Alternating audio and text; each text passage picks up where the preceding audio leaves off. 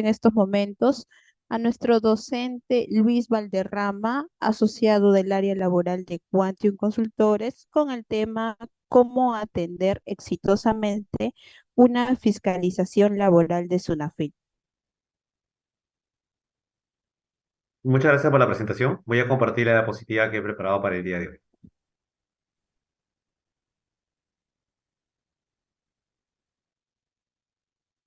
Como se indicó hace un momento, el tema que vamos a desarrollar hoy día es cómo atender exitosamente una fiscalización laboral de la SUNAFIL. Sobre este punto es importante primero introducir a esta problemática, tomando en cuenta que a nivel laboral el Perú es uno de los países más informales. Y cuando nos referimos a informalidad, porque eso no cabe duda que no es nuevo para nosotros, no solo nos referimos al hecho de que hay una serie o un conjunto de personas que prestan servicios desde un punto de vista irregular. Por ejemplo, normalmente en el caso de las micros y pequeñas empresas, ellos cuentan con personas que prestan los servicios sin que estén en planilla, no tienen ningún tipo de contrato, ni siquiera uno de carácter civil, y eso obviamente genera que la situación de ellos sea precaria. No obstante, ellos, cuando estamos hablando justo de este fenómeno de la informalidad laboral, no solo hay que tener en cuenta el tema de que no haya contratos, sino que pueden existir contratos, contrato de trabajo o contrato de locación de servicios, pero que esos contratos sean considerados como desnaturalizados. Por ejemplo, en muchas empresas medianas o grandes se considera pues como un contrato, uno de los contratos más típicos, los contratos por necesidades de mercado. Ese tipo de contratos se caracterizan porque implica la participación de los trabajadores en la medida de que existe un incremento de la demanda que es coyuntural, que no es prevista por ninguna de las partes y que tiene un carácter además de prácticamente de caso fortuito fuerza mayor, ¿no?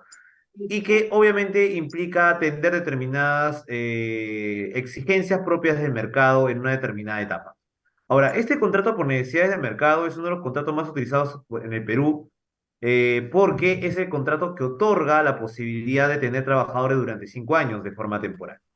No obstante, este contrato, como más o menos he indicado, es un contrato que implica un incremento de actividad, pero es coyuntural y que se presenta de manera excepcional, ¿no? En verdad es muy difícil de justificar en el plano de los hechos. Normalmente la SUNAFIL y también el Poder Judicial ha determinado que ese tipo de contratos Diandra. sean considerados como contratos pues adecuados para regular una serie de relaciones laborales. En nuestro país, digamos que de acuerdo con la legislación laboral, lo ideal es contar con contratos de carácter indeterminado, o sea, de duración indeterminada. Pero en la práctica vemos que la mayoría de los contratos son temporales. ¿Por qué se prefieren los contratos temporales? Porque son contratos, número uno, que permiten a los empleadores, es decir, normalmente las empresas, a tener la posibilidad de controlar la fecha de vencimiento de los trabajadores. Vencimiento de contrato, me refiero. De esta manera, muchas empresas lo que hacen es, obviamente de manera precaria, elaborar contratos que duran 3 meses, 6 meses, de repente un año, ahí sí no veo inconveniente de hacerlo de esa manera, y lo van renovando por un periodo similar. Entonces, claro está de que el trabajador va a carecer ahí de estabilidad laboral. Puede ser de que el empleador en un momento determinado, cuando se dé el vencimiento del contrato, no lo renueve, y esto va a generar que el trabajador se quede sin empleo. Entonces, ¿qué hacer ante todas estas circunstancias que generan una precarización del empleo en nuestro país? Una de las medidas que ha adoptado el Estado es contar con una entidad centralizada que está adscrita al Ministerio de Trabajo y que se encarga de fiscalizar las obligaciones laborales por parte de los empleadores. Claro, obviamente nosotros siempre, al momento de que exponemos estos temas, indicamos que la medida más adecuada no solo es sancionar, sino también es promover a las empresas la contratación de las personas y la formalización. No obstante, siempre los aspectos o normas promocionales tienen que estar vinculadas también con normas sancionadoras. Y aquí entra a tallar la SUNAFIL. Ahora, la SUNAFIL es una entidad que, bueno, como ya mencioné, es adscrita al Ministerio de Trabajo y tiene como finalidad verificar el cumplimiento de las obligaciones laborales. Pero la SONAFIL no solo se dedica a realizar actividades de naturaleza reactiva, es decir, ante una infracción laboral que comete una empresa automáticamente la SUNAFIL aparece para sancionar. No, la SUNAFIL va más allá de esas labores. La SUNAFIL también se encarga de brindar asesoría tanto a trabajadores como a empresas. Este aspecto de la SUNAFIL, si bien durante muchos años he tratado de destacar, no es muy conocido por todos los empleadores, porque normalmente se cree que la SUNAFIL es un órgano principalmente sancionador. En los últimos meses, la SUNAFIL ha estado llevando a cabo una serie de capacitaciones en diferentes materias. En materias, por ejemplo, de jornada de trabajo, en materias vinculadas con la contratación laboral, también en otras que están relacionadas con la formalización laboral, entre otras. Estas capacitaciones que brinda la SUNAFIL son gratuitas y puede servir como una referencia para que de este modo las empresas puedan tener un conocimiento más adecuado de la normativa laboral. Ahora, también tomen en cuenta otra situación muy importante. Muchas empresas, especialmente las micro y pequeñas empresas, carecen de asesoría laboral. Difícilmente una empresa cuenta pues con un staff de abogados, entre ellos abogados que sean especialistas en materia laboral.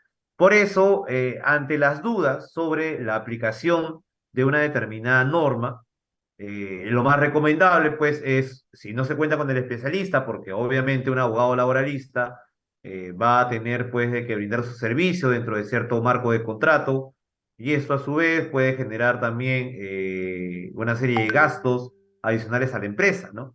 Entonces, por eso muchas empresas lo que hacen o prefieren es, con el mismo personal administrativo o los mismos contadores que tienen en la empresa, que digamos que es un personal más permanente, tratan de buscar soluciones a los problemas laborales que se presentan. Algunas veces de manera acertada, en otras ocasiones de forma equivocada. Pues tomen en cuenta que cuando estamos hablando de la legislación laboral, hay una serie de no solo de leyes, ¿no? Sino que también hay que analizar los criterios judiciales, que muchas veces enfocan a los problemas desde perspectivas que ya tienen que ver con una interpretación más sistemática. Entonces, no necesariamente lo que indica la ley es lo que hay que aplicar en un caso determinado.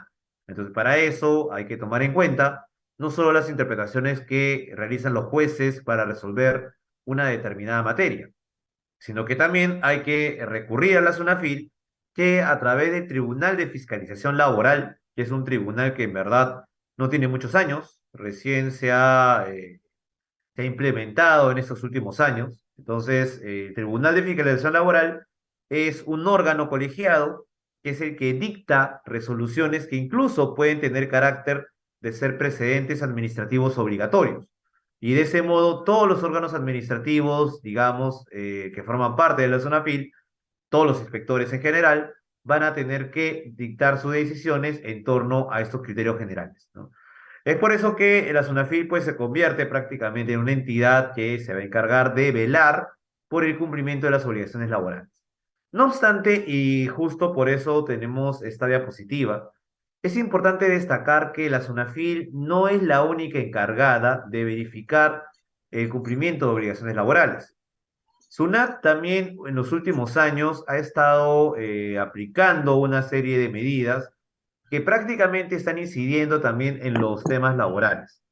Sobre este punto, ¿no? De la realidad, digamos, de la SUNAT frente a la SUNAFIL, han surgido una serie de discusiones, pues muchos han considerado que la SUNAT no debería, al no ser el órgano especializado, atender los temas vinculados con las situaciones laborales, ¿no? Ese es un tema obviamente que todavía sigue en discusión. Lo real es que la SUNAFIL y la SUNAT muchas veces comparten funciones. Por ejemplo, yo he participado en alguna comparecencia de la SUNAT donde han estado solicitando los contratos de trabajo, porque muchas veces las empresas lo que hacen es contar con locadores de servicios, es decir, aquellas personas que emiten recibos por honorarios. Pero sucede que en verdad estas personas que supuestamente son personal independiente reúnen las características de un trabajador. ¿A qué me refiero? Primero, el hecho de que el trabajador tenga una prestación de servicios de manera subordinada, que es el elemento más importante para que se configure una relación laboral. También se verifica que el trabajador es una persona que lleva a cabo sus actividades dentro de un horario, lo realiza también en función de determinado tipo de vigilancia, hay un control de sus tareas, entre otro tipo de indicios que la jurisprudencia ha señalado como indicios de laboralidad. Un indicio de laboralidad es, como su mismo nombre lo indica, un indicio de que realmente la persona que presta servicios no puede ser calificado como un prestador de servicios independiente, un locador, sino como un trabajador. Entonces, mientras más indicios se acumulen, se entiende que queda más claro que la persona que brinda estos servicios es un trabajador. Es por eso que tanto la SUNAFIL como la SUNAT se interesan en conocer cuál es realmente la relación contractual que tienen ambas partes en discusión. Así que la SUNAT por eso solicita los contratos, sean de locación de servicios o sean los contratos de trabajo, para verificar si realmente se están llevando a cabo las actividades de forma correcta. ¿Y por qué para la SUNAT eso es importante? Porque para la SUNAT el hecho de determinar que realmente no es un contrato de locación de servicios que implica impuestos a la renta de cuarta categoría, sino es un contrato de trabajo, es decir, hay rentas de quinta categoría, eso modifica la escala que se utiliza para realizar el cálculo de los impuestos. Entonces, es un primer tema que la SUNAT considera. Obviamente, la SUNAT le da mayor importancia a las obligaciones de carácter tributario, es decir, aquellas que están relacionadas con materias de índole remunerativa o conceptos no remunerativos. Mientras que la SUNAFIL no solo verifica los aspectos relacionados con los ingresos laborales, sino que atiende una serie de situaciones como los contratos de tercerización de servicios, contratos de intermediación laboral, también verifica los contratos de trabajadores extranjeros, la jornada de trabajo, obligaciones y derechos en materia sindical, etcétera.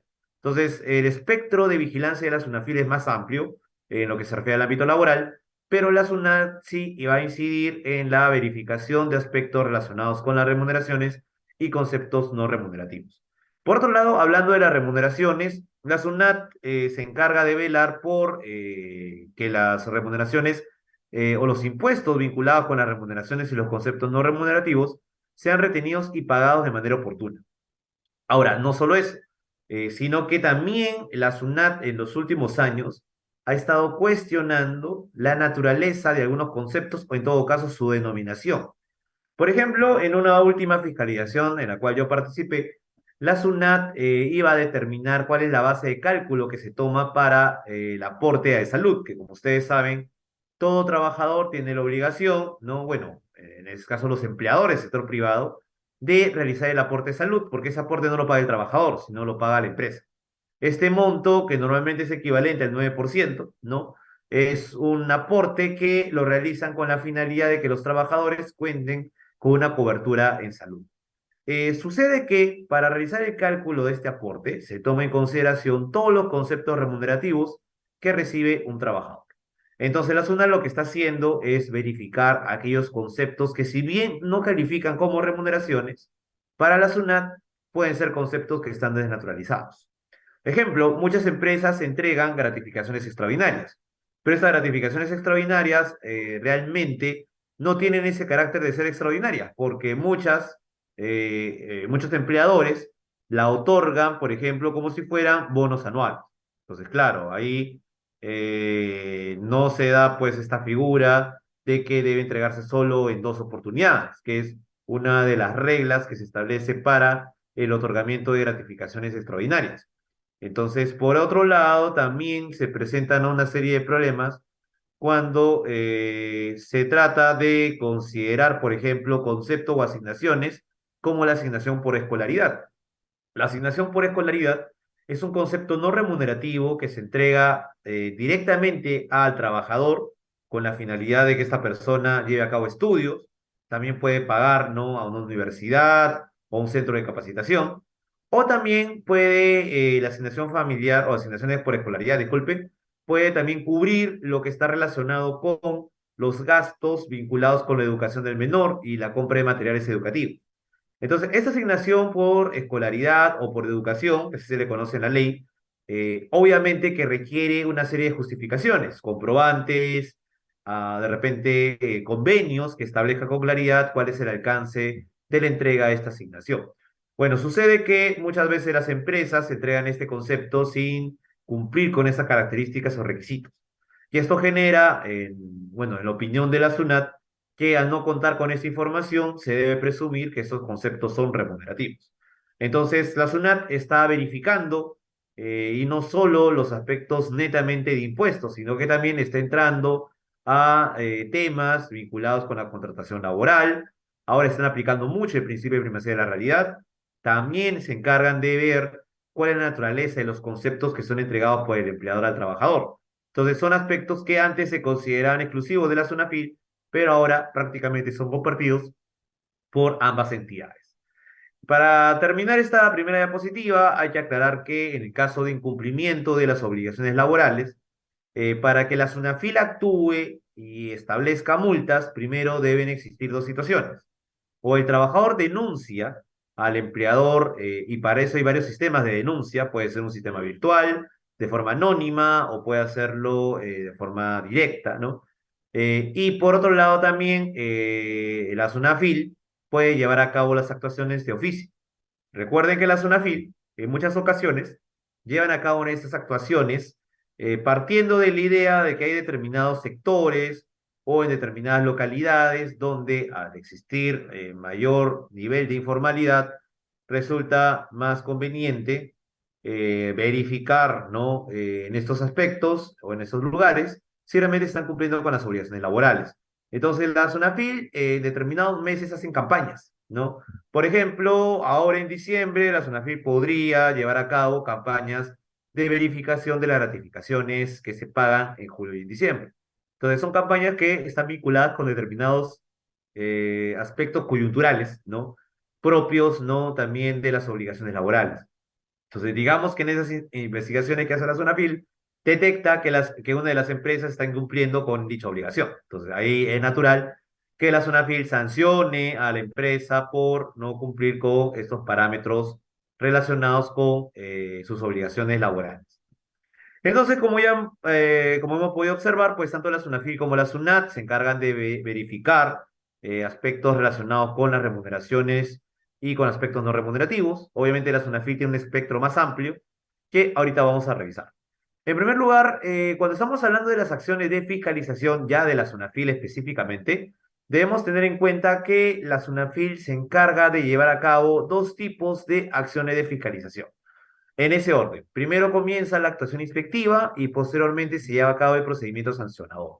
Ojo, antes de la actuación inspectiva, la SUNAFIL también puede llevar a cabo otro tipo de actuaciones. Por ejemplo, en este año, la SUNAFIL ha realizado una serie de campañas bastante intensivas, remitiendo cartas inductivas a los empleadores. La finalidad de las cartas inductivas era advertir a los empleadores que estaban incumpliendo con determinadas obligaciones laborales.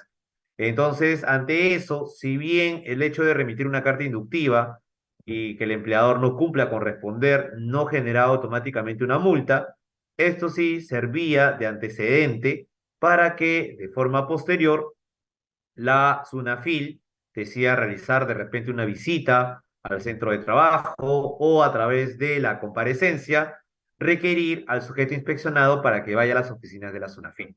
Y si se determinaba que el sujeto inspeccionado no había cumplido no solo con la actuación previa, sino también con la obligación propiamente laboral, entonces ya correspondía la aplicación de una multa. Entonces, así funcionan las actuaciones previas, que en un momento ya voy a explicar a mayor detalle. Ahora, en este cuadro, lo que quiero destacar es que las fiscalizaciones que normalmente lleva a cabo la SUNAFIL inician en una actuación inspectiva. Ahora, la actuación inspectiva, como mencioné hace un momento, no solo implican actuaciones de investigación que implican la imposición de una multa, sino que también pueden llevarse a cabo en razón de la necesidad de asesorar a las empresas y a los trabajadores, y estas son conocidas como actuaciones de consulta. Por otro lado, la actuación inspectiva no está dividida en fases. Ya pueden realizarse diversas diligencias, ¿no? Dentro de lo que viene a ser la actuación inspectiva. Recuerden que la SUNAFIL, al momento de llevar a cabo su actuación inspectiva, tiene que realizarlo dentro de un plazo determinado, que normalmente es equivalente a 30 días hábiles, con la posibilidad de prorrogarlo en la medida de que la materia sea compleja. Entonces, ahí sí resulta necesario, pues, para los inspectores de trabajo, tener no todos los datos y los documentos que resulten necesarios para determinar si realmente se está cumpliendo o no con las exigencias de carácter laboral. Recuerden también que la actuación inspectiva no cuenta con instancias, es decir, no tiene ni fase ni instancia. Lo que va a hacer el inspector en la actuación inspectiva es llevar a cabo una serie de reuniones con el empleador o de requerimientos de información. Entonces, en torno a lo que pueda requerir o a las reuniones que tenga, le va a precisar qué es lo que necesita para poder culminar con la actuación inspectiva correspondiente. La persona encargada de la actuación inspectiva siempre va a ser el inspector de trabajo. Ahora, el inspector de trabajo hay niveles, hay inspectores de trabajo que son auxiliares, existen los propios inspectores de trabajo, ¿no? Y también los supervisores inspectores. Cualquiera de los tres puede participar en una actuación inspectiva o incluso también se puede llevar a cabo la actuación inspectiva en razón de un equipo de inspectores. Yo he tenido la oportunidad de ver cómo muchas veces los inspectores se han puesto más o menos de acuerdo para realizar actuaciones cuando son estas bastante complejas. Entonces el equipo de inspectores puede estar conformado por abogados, por contadores, incluso también se puede contar con la presencia de peritos que pueden tomar pruebas o muestras en general, pueden tomar fotografías también, para determinar si realmente se ha cumplido o no con una exigencia laboral. Finalmente, ya hablando de la culminación de la actuación inspectiva culmina cuando se emite el acta de infracción. El acta de infracción es un documento que, y eso hay que aclararlo, no es una resolución de multa. Es decir, con el acta de infracción no es que se esté indicando a la empresa de que ya tiene que pagar una multa determinada. Recién en el acta de infracción lo que existe es una propuesta de multa. Entonces, con esta propuesta de multa, claro está que ya el sujeto inspeccionado tiene una idea de riesgo que asume en el caso de que en el procedimiento sancionador se determine que es el responsable. Los actos que son llevados a cabo en la actuación inspectiva por los inspectores son inimpugnables. Eso quiere decir que no se puede presentar ningún tipo de recurso. Lo que sí puede hacer el sujeto inspeccionado, entiéndase el empleador, es presentar descargos.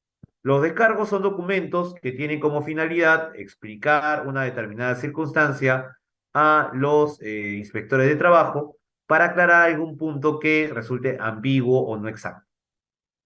Adicionalmente a eso, también tenemos, en cuanto a las acciones de fiscalización, lo que viene a ser ya el procedimiento sancionador. El procedimiento sancionador inicia cuando se haya emitido un acta de infracción. Es decir, automáticamente luego de culminar la actuación inspectiva, si es que al final se concluyó de que sí existe la probabilidad que se hayan cometido infracciones, entonces se da inicio al procedimiento sancionador que va a tener como finalidad, primero, verificar si realmente la actuación inspectiva llevada a cabo por el inspector ha respetado los parámetros de un procedimiento sancionador válido. Entonces, para eso, lo único que tiene que hacer el órgano a cargo de verificar ello es constatar los requisitos legales y ver si el acta de infracción al final tiene debida motivación y si se han respetado los plazos indicados por ley. Por otro lado, también lo que va a hacer el procedimiento sancionador es verificar si realmente el sujeto inspeccionado ha cumplido con subsanar, porque en algunos casos se presenta una subsanación, subsanar la infracción que ha cometido. Entonces, en conclusión, este órgano o los órganos que participan del procedimiento sancionador van a determinar con más exactitud, ¿no? Si realmente el sujeto debería ser sancionado con una multa administrativa o no. A diferencia de la actuación inspectiva, acá sí van a existir dos fases en lo que viene a ser la instancia, la primera instancia. Nos referimos a la fase instructora y la fase sancionadora.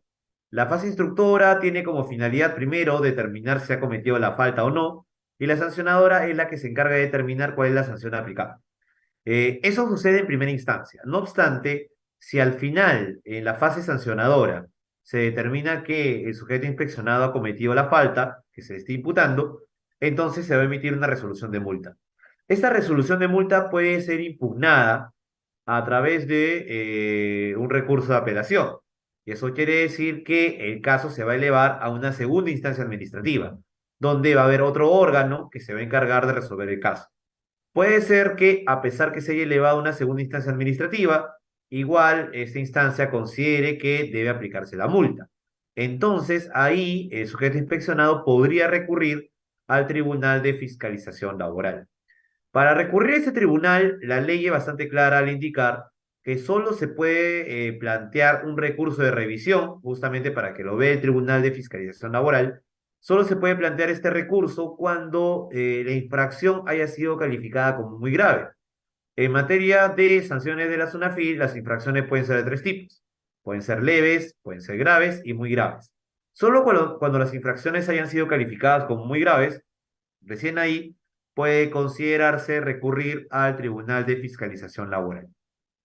Si las infracciones son nada más leves o son graves, entonces ahí digamos que no va a haber mucha discusión porque como máximo el sujeto inspeccionado va a poder plantear un recurso de apelación. Por otro lado, no se olviden que en primera instancia, que en la fase instructora y sancionadora van a haber dos funcionarios. En la segunda instancia también va a haber un funcionario a cargo de atender la segunda instancia. Y en el caso del Tribunal de Fiscalización Laboral va a estar conformada por vocales que se van a encargar de evaluar el cumplimiento o no de las obligaciones laborales. Ahora bien, de oficio, ¿no? Con la recepción del acta de infracción, es que se da inicio al procedimiento sancionador y va a culminar con la emisión de la resolución de sanción o archivamiento del proceso, porque también puede archivarse el proceso y con eso culminaría el procedimiento sancionador sin aplicar ninguna multa. Los actos de inicio y trámite del procedimiento sancionador son inimpugnables.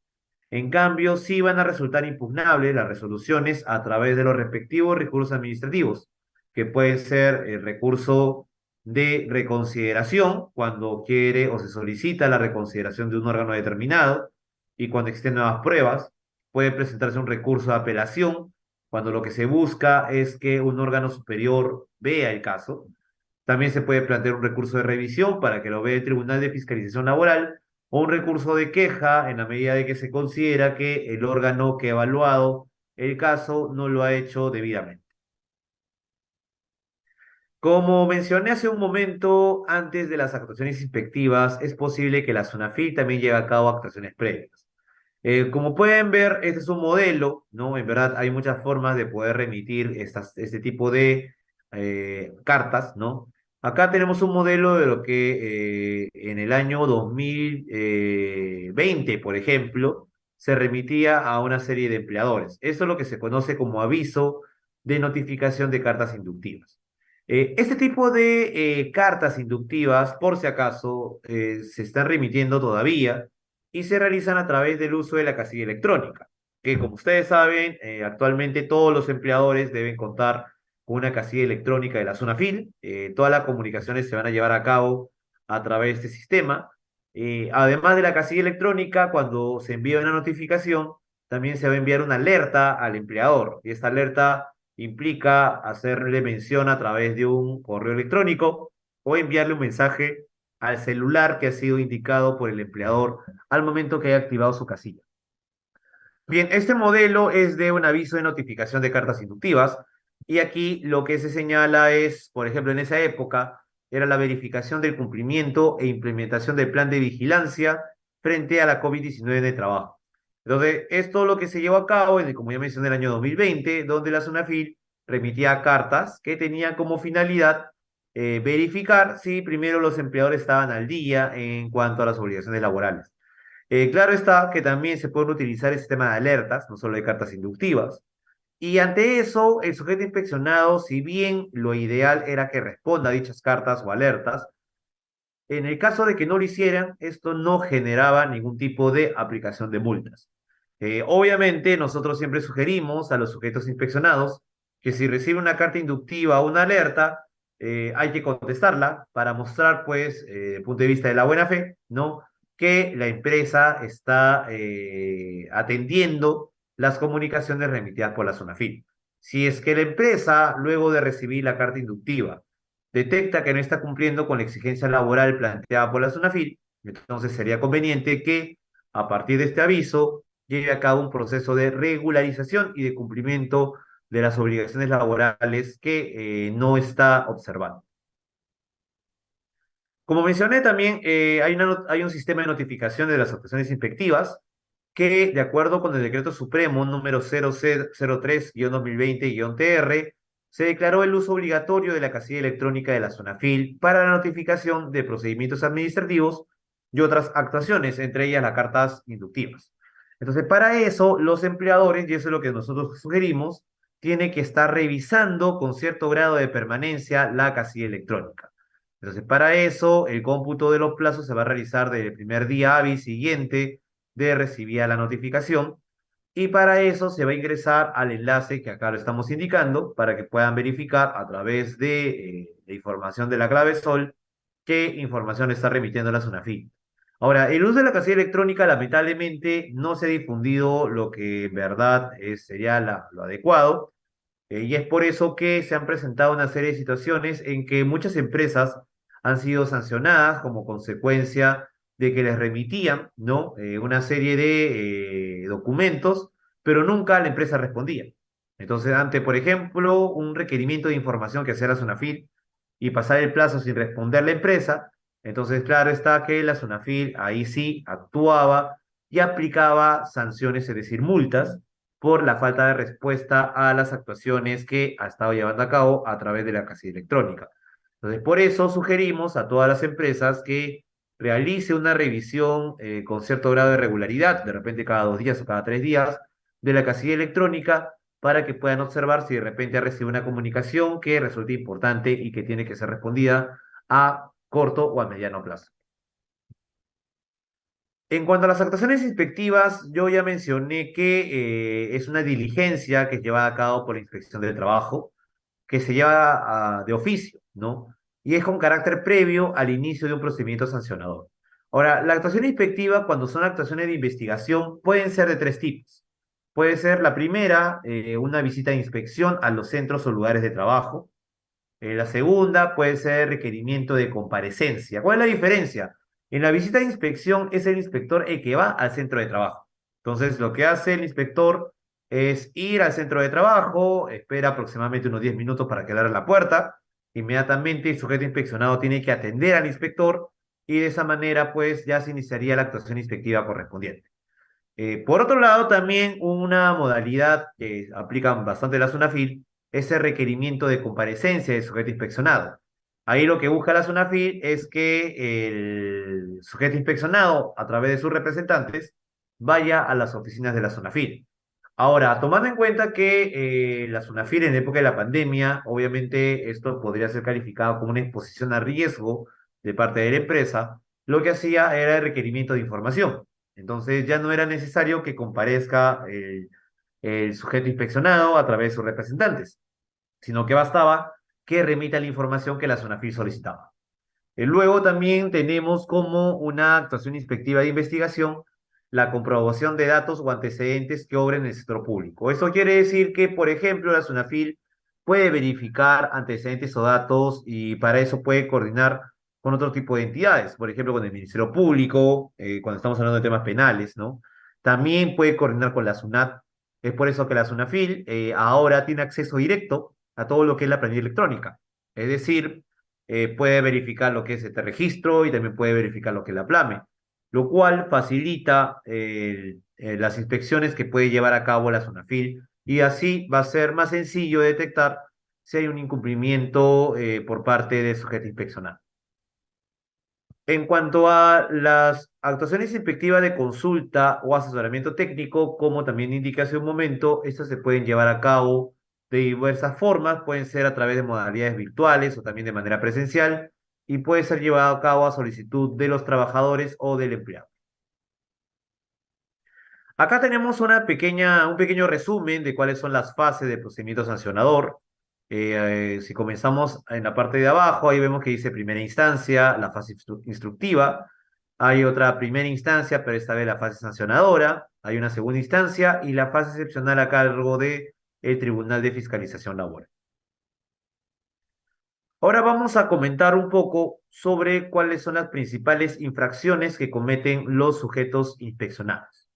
Por ejemplo, una de las primeras infracciones que observamos nosotros que cometen muchas empresas tienen que ver con los procesos de formalización.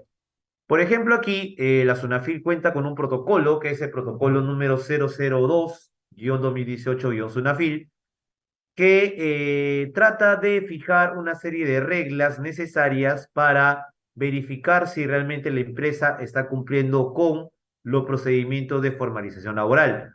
¿A qué me refiero con formalización?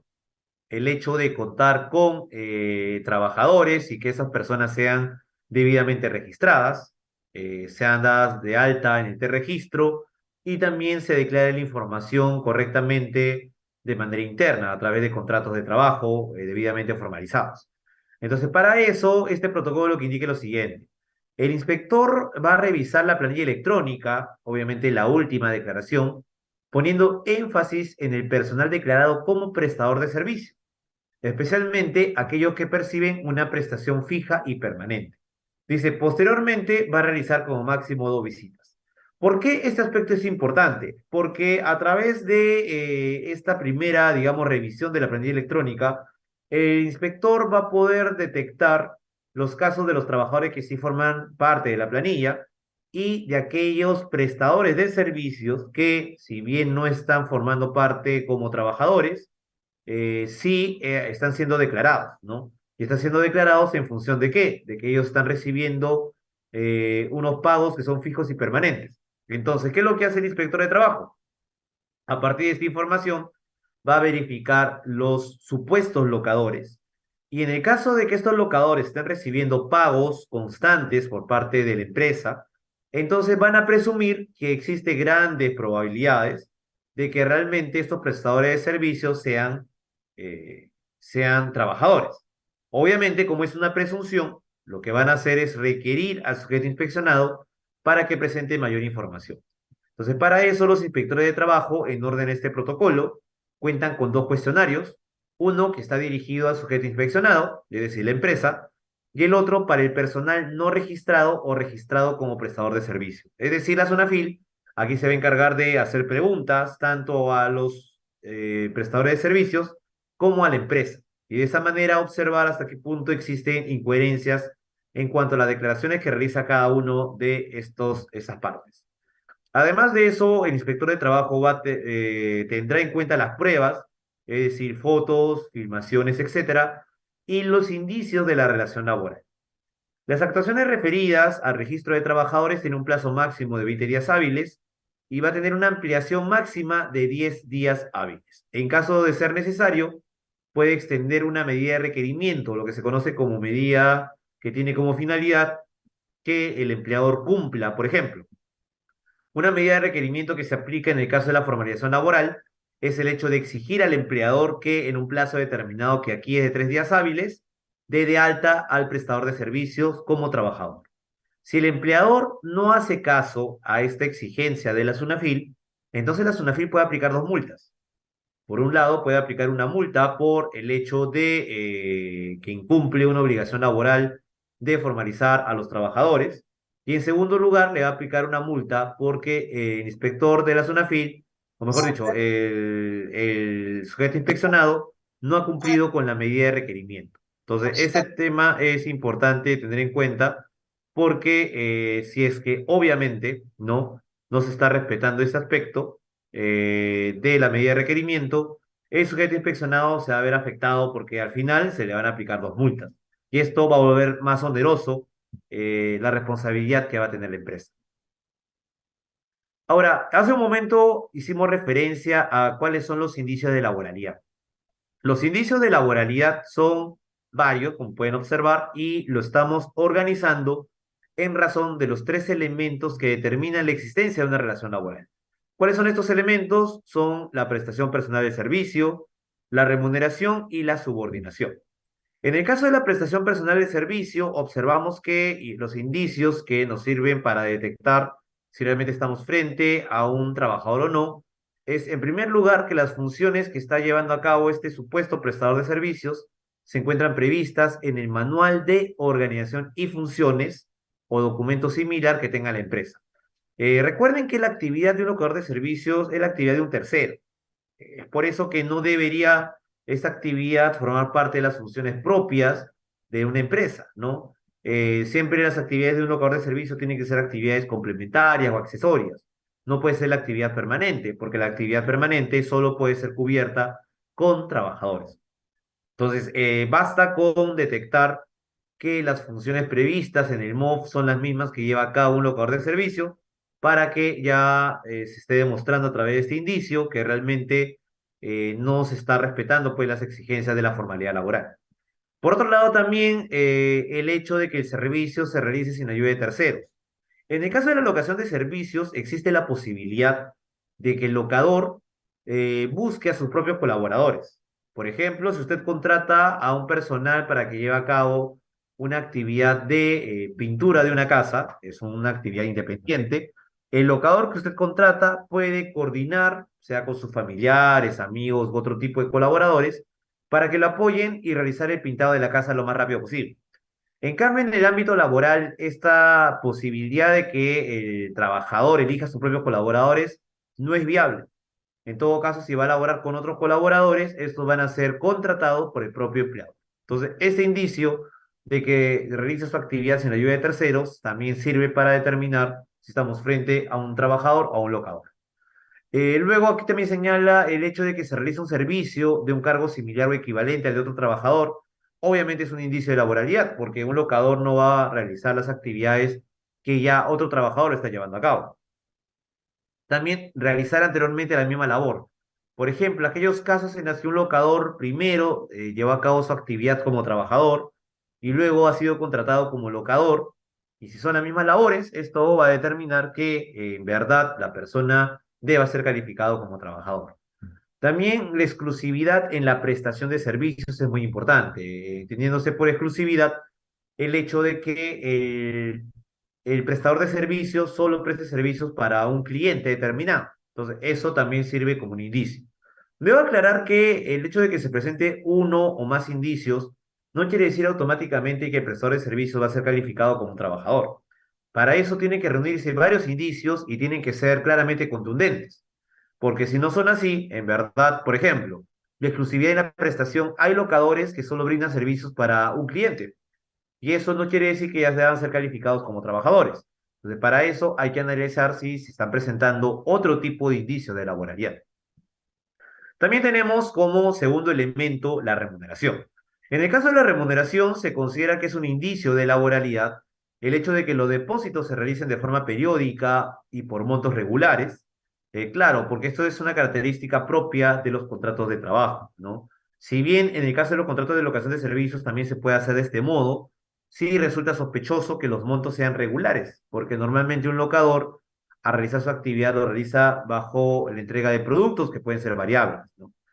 También considerar que las boletas o comprobantes de pago, cuadernos o libretas consten los montos, ¿no? En principio, cuando un prestador de servicios lleva a cabo su actividad, lo único que emite es un recibo por honorarios. En esos casos no correspondería que tenga una boleta, ¿no? Entonces, tengan en cuenta eso porque, claro, obviamente una boleta de pago es propiamente para el caso de un tipo de actividad específica, que es para los trabajadores. También el hecho de que se emitan recibos por honorarios periódicos y con montos similares, o que el concepto sea similar, eso también calificaría como un indicio de laboralidad, y también las facturas periódicas y continuas. Entonces, en materia de lo que viene a ser elementos de remuneración, el hecho de que no se esté cumpliendo con esta exigencia de seguir, pues, emitiendo recibos por honorarios que no sean, pues, con montos regulares o bajo denominaciones diferentes, eso puede generar que se interprete de que existe realmente que exista una relación laboral. Por otro lado, también tenemos el tercer elemento que es de la subordinación, ¿no? En el caso de la subordinación, ¿no? Ahí sí debe tener en cuenta que se van a llevar a cabo como seis medidas, ¿no? Por un lado, tenemos el tema del control de asistencia, porque recuerden que en el caso de un locador de servicios no existe control de asistencia. Lo que sí puede existir es hoja de tarea, cuadernos bajo custodia de los vigilantes, los secretarias, etcétera. Entonces, ahí no se presenta pues la posibilidad de que exista un control de asistencia porque eso quiere decir que el prestador de servicios tiene un horario, ¿no? Ahora, obviamente que en algunas empresas, cuando un prestador de servicios de repente desarrolla su actividad dentro de las instalaciones de la persona que lo contrata, ¿no? Puede darse el caso de que existe un cuaderno de custodia que llevan a cabo los vigilantes, donde se señala quién ingresa y quién sale, ¿ya? Eso no está mal, ¿no? Es un tema de vigilancia de la empresa. El problema es de que esto se haga con la finalidad de tener o considerar esto como un horario de trabajo. Entonces, por eso es importante determinar la diferencia entre lo que es un cuaderno de vigilancia de un cuaderno en la que se está registrando la asistencia de la persona como si fuera un horario de trabajo. Por otro lado, también no sería posible, en el caso de una prestación de servicios independiente, que se asignen correos institucionales, se otorguen credenciales, equipos o indumentaria al prestador de servicios. También el hecho de llevar a cabo capacitaciones es algo que no resulta muy adecuado para el caso de los prestadores. El uso de correos institucionales se puede dar en algunos casos, en la medida de que la finalidad sea conservar información confidencial. Pero eso sí, no sería lo más recomendable en algunos casos, ¿no? Así que solo utilizar este tipo de correos en caso que sea absolutamente necesario. En cuanto a los equipos o indumentarias, también no es muy recomendable otorgar equipos o indumentarias, pues obviamente en esos casos sí puede interpretarse de que el prestador de servicios realmente está actuando como trabajador. Luego, y esto sí es un indicio bastante claro de que hay una relación laboral, es la existencia de memorándums, circulares, cartas, que se envíen correos, mensajes de textos, a través de los cuales se deleguen funciones o se estén fiscalizando actividades del trabajador. Entonces, todos estos, digamos así, documentos que se están enviando a los trabajadores o al prestador de servicios, definitivamente no corresponderían a una relación de carácter civil. Eso es propio de una relación laboral. Entonces, hay que evitar, en el caso de que usted tenga prestadores de servicios, hacer entrega de estos documentos. La entrega de reglamentos también es considerado como algo inadecuado. La inclusión del puesto de esta persona en el organigrama y también de la determinación del lugar de servicios. Entonces, como pueden observar, todos estos indicios nos sirven para determinar si realmente estamos frente a un trabajador o no estamos frente a un trabajador. No basta con uno, como ya mencioné, es algo que el indicio sea muy contundente. Acá la idea es que se presenten varios indicios para determinar que estamos frente a un trabajador. Ahora bien, en este caso, cuando estamos hablando de la formalización laboral, las infracciones son de dos tipos. Aquí se presentan infracciones leves e infracciones graves. La infracción leve es por el cumplimiento de las obligaciones sobre planillas de pago o registro que la sustituya o registro de trabajadores y prestadores de servicios, siempre que no esté tipificado como infracción grave. Y también el incumplimiento de las obligaciones vinculadas con la planilla de pago, planilla electrónica en general, el hecho de declarar datos falsos o de no declarar, eso también calificaría como una infracción, en este caso grave, ¿no? En conclusión, en el caso de que se detecte que la empresa ha cometido esta falta, la SUNAFI lo que hace primero es determinar si la empresa califica como microempresa, pequeña empresa o como no MIPI, es decir, como mediana o gran empresa. Entonces, basta determinar si la falta es leve o grave para que se evalúe cuál es el tipo de multa que va a aplicar. Por ejemplo, si estamos hablando del caso de que la empresa omitió dar de alta a un trabajador, entonces esta infracción es grave. Y en el caso de, bueno, es una infracción grave, ojo, dato falso, mejor dicho, porque el hecho de no dar de alta es una infracción muy grave, como podemos ver aquí, ¿no?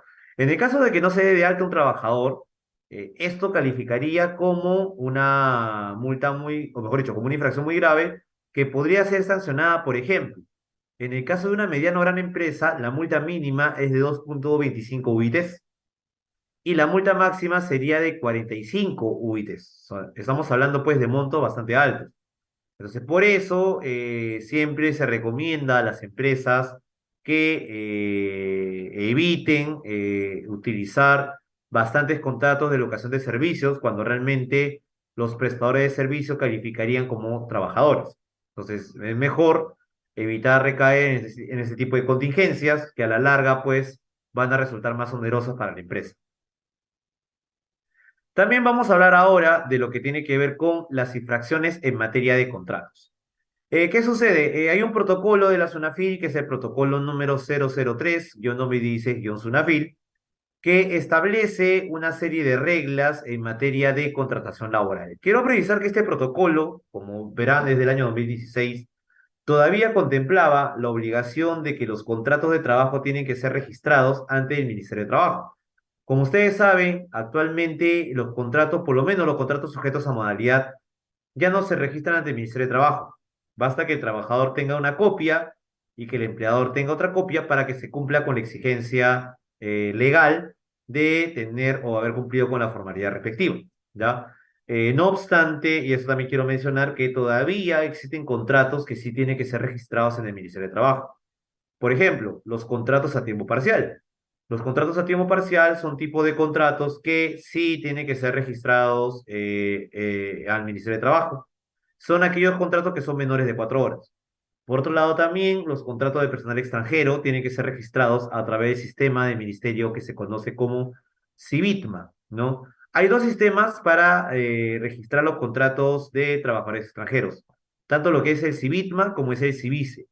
El CIVITMA es para aquellos contratos que son de trabajadores migrantes andinos. Estamos hablando de trabajadores que son de Colombia, de Ecuador o de Bolivia.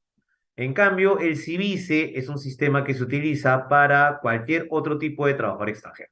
Entonces, estos sistemas hay que utilizarlos porque así lo exige la ley. Bueno, retornando a la diapositiva, en este protocolo lo que indica es lo siguiente.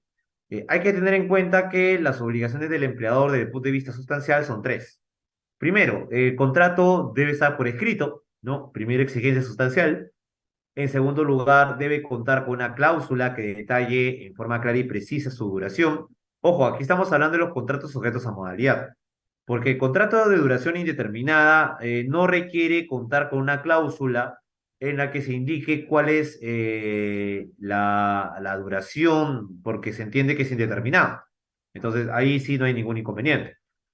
Por otro lado, también se indica que se debe considerar dentro del contrato una cláusula que detalle en forma clara y precisa las causas objetivas determinantes de la contratación. Bueno, sucede que muchas veces las empresas, al momento de que celebran contratos sujetos a modalidad, cometen, digamos, el error porque ahí lo que hacen es considerar en el contrato o copian lo que indica básicamente la ley sobre la materia. Por ejemplo, un contrato por incremento de actividad, lo que hacen es copiar exactamente lo que la ley dice sobre ese tipo de contratos. Entonces, ya el Tribunal Constitucional ha advertido que llevar a cabo este tipo de cláusulas, o sea, elaborar cláusulas que consisten solo en copiar la ley, no podría ser considerado como contratos válidos.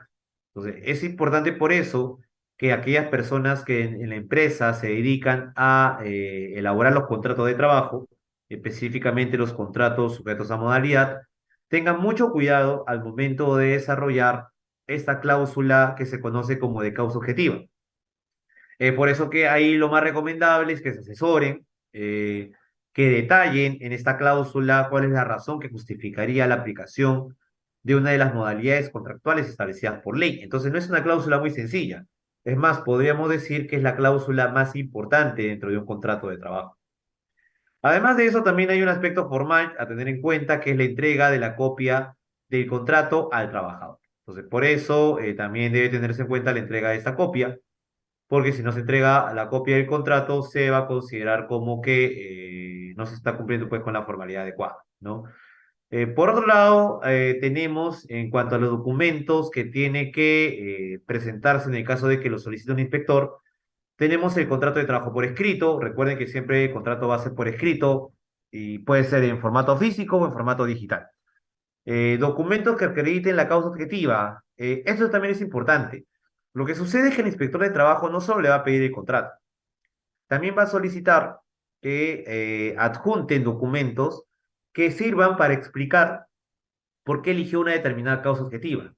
Por ejemplo, si estamos hablando de un contrato de suplencia, en la cual usted contrata un suplente para que reemplace a un trabajador titular que tuvo un accidente de trabajo. Entonces, un documento que puede servir, un documento además del contrato, que puede servir para acreditar la causa objetiva del contrato de suplencia, es, por ejemplo, presentar los certificados médicos del trabajador para justificar que el trabajador titular va a estar durante un tiempo con un vínculo laboral suspendido.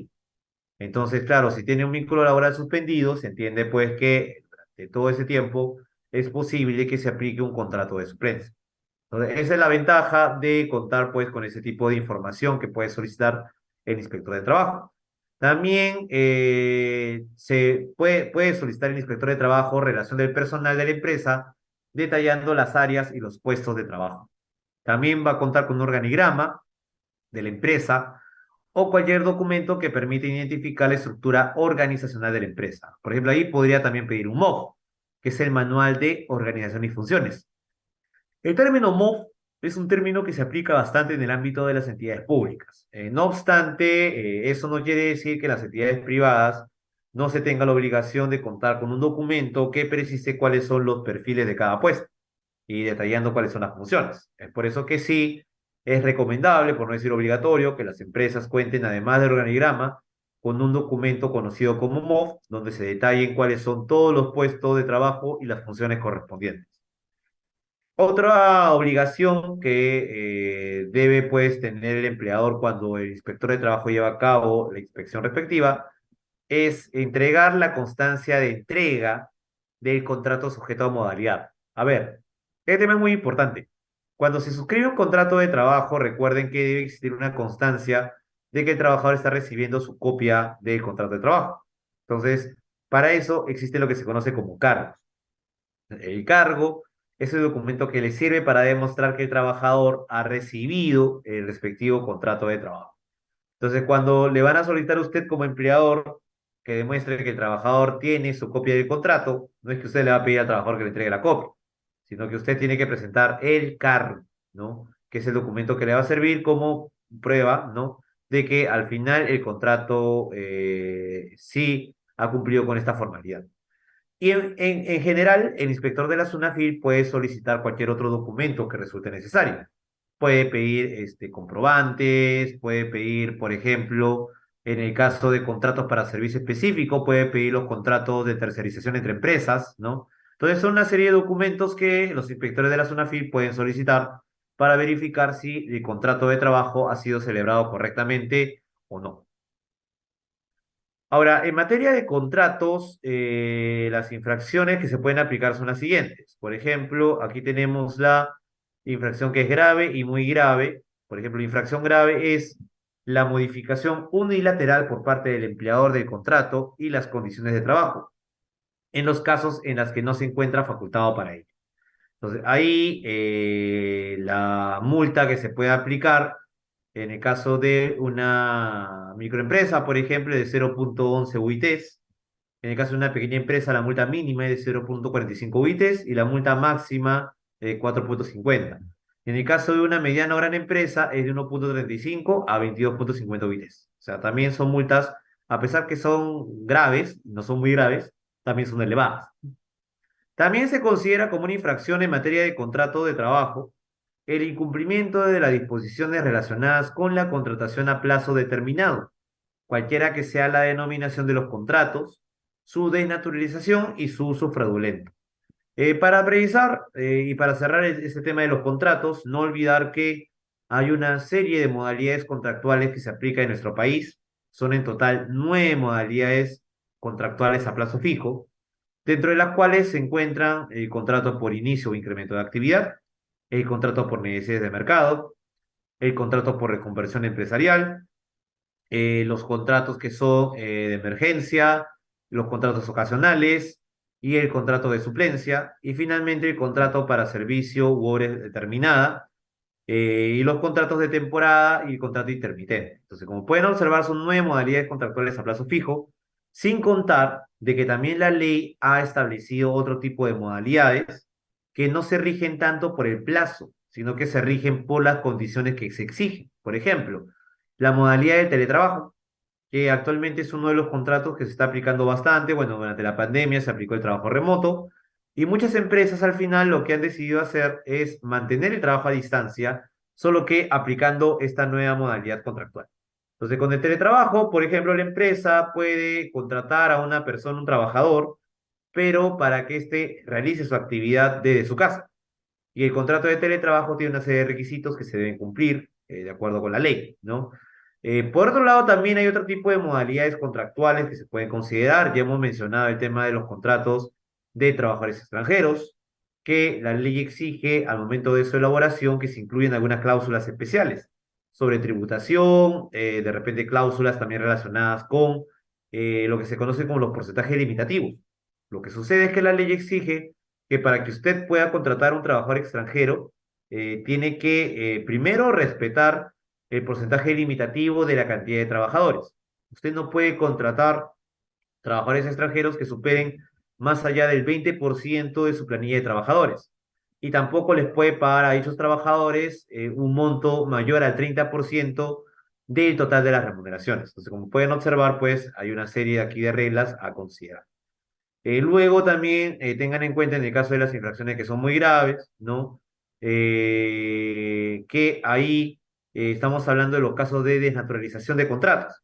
Lo que sucede es que un contrato sujeto a modalidad se desnaturaliza cuando la cláusula objetiva, que es la que denominamos que es la más importante, realmente no justifica el uso de ese tipo de contratos.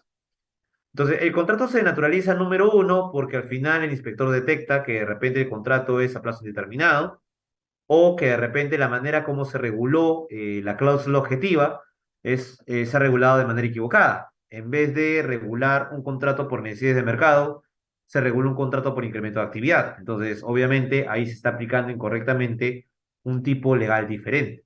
Entonces, esto genera que automáticamente el inspector detecte que se ha desnaturalizado el contrato y va a ordenar al sujeto inspeccionado que considere que el contrato esta vez es de duración indeterminada. Ahora vamos a comentar un poco sobre las infracciones en materia remunerativa.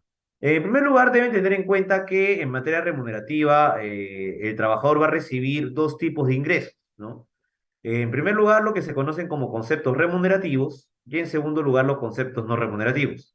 Cuando hablamos de los conceptos remunerativos, nos referimos a todos aquellos conceptos que son otorgados al trabajador como contraprestación de la puesta a disposición de su fuerza de trabajo.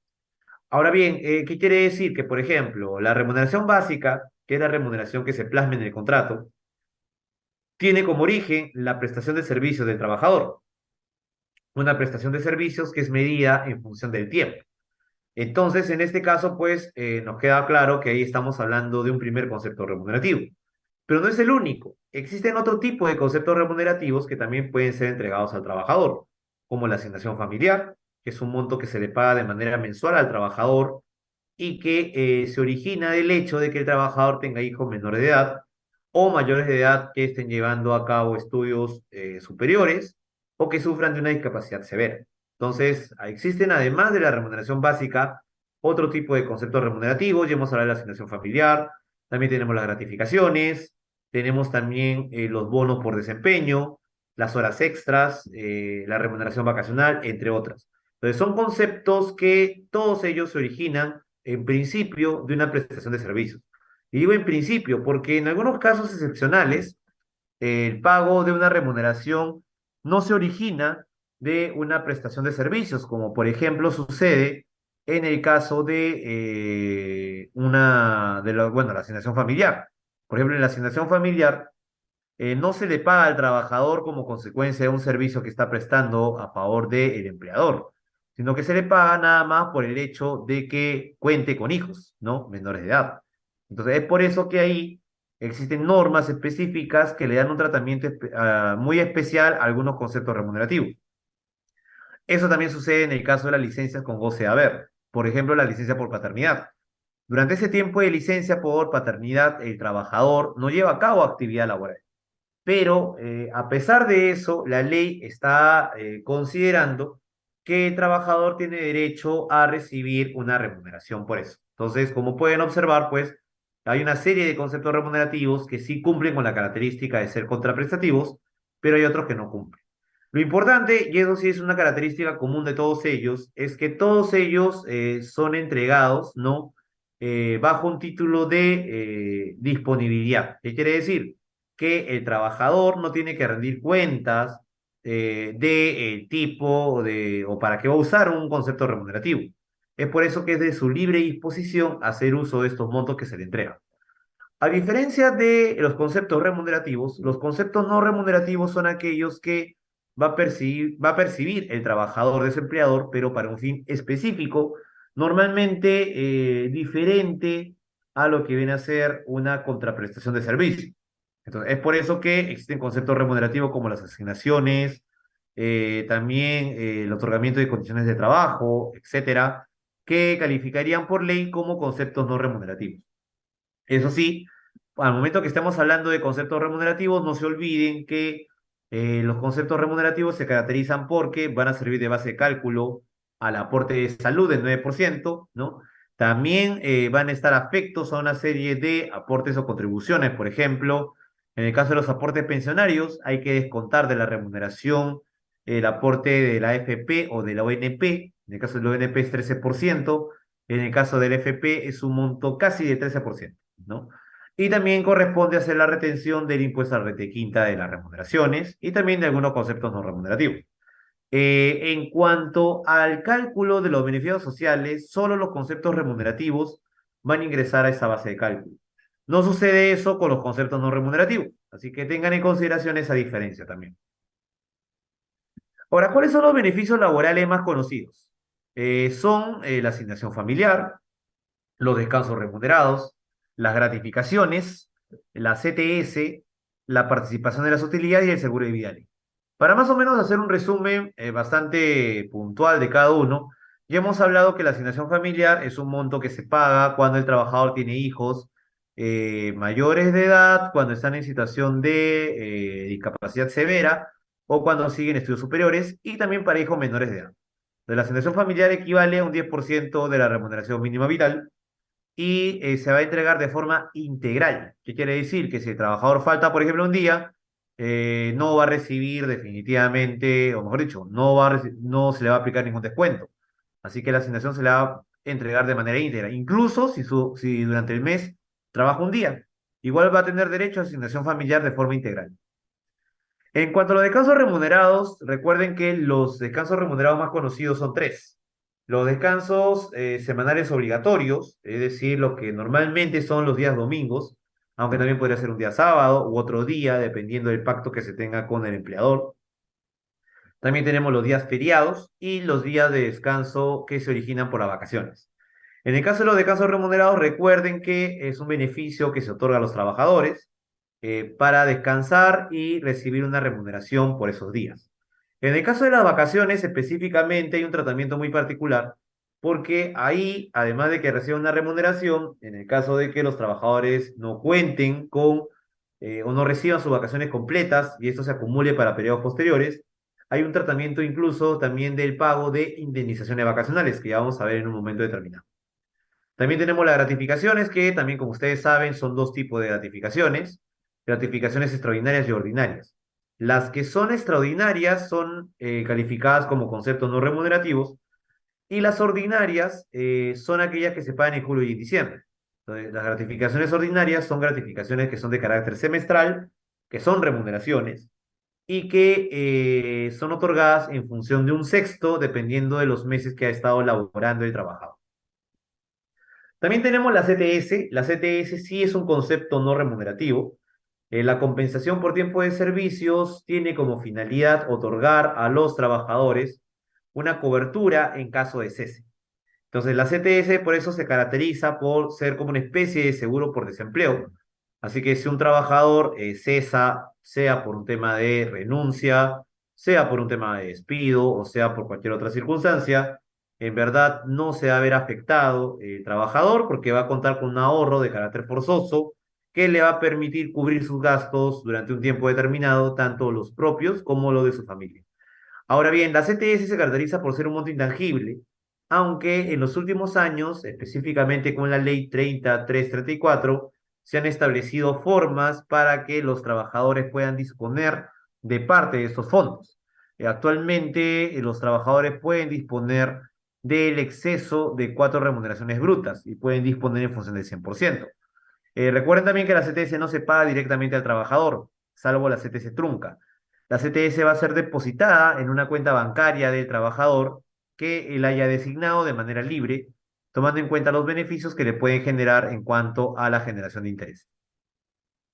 Luego tenemos la participación en las utilidades, que es un derecho que tiene el trabajador, ¿no? Para recibir las utilidades globales de la empresa, ¿no? Entonces, esas utilidades globales generan, ¿no? Como beneficio, obviamente, ¿no? Que los trabajadores, ¿no? Puedan acceder a un monto adicional a la que son sus remuneraciones y obviamente esto van a estar calculados en torno a la utilidad global y en función a también los días efectivamente elaborados y en función también a las remuneraciones que percibe ese trabajador.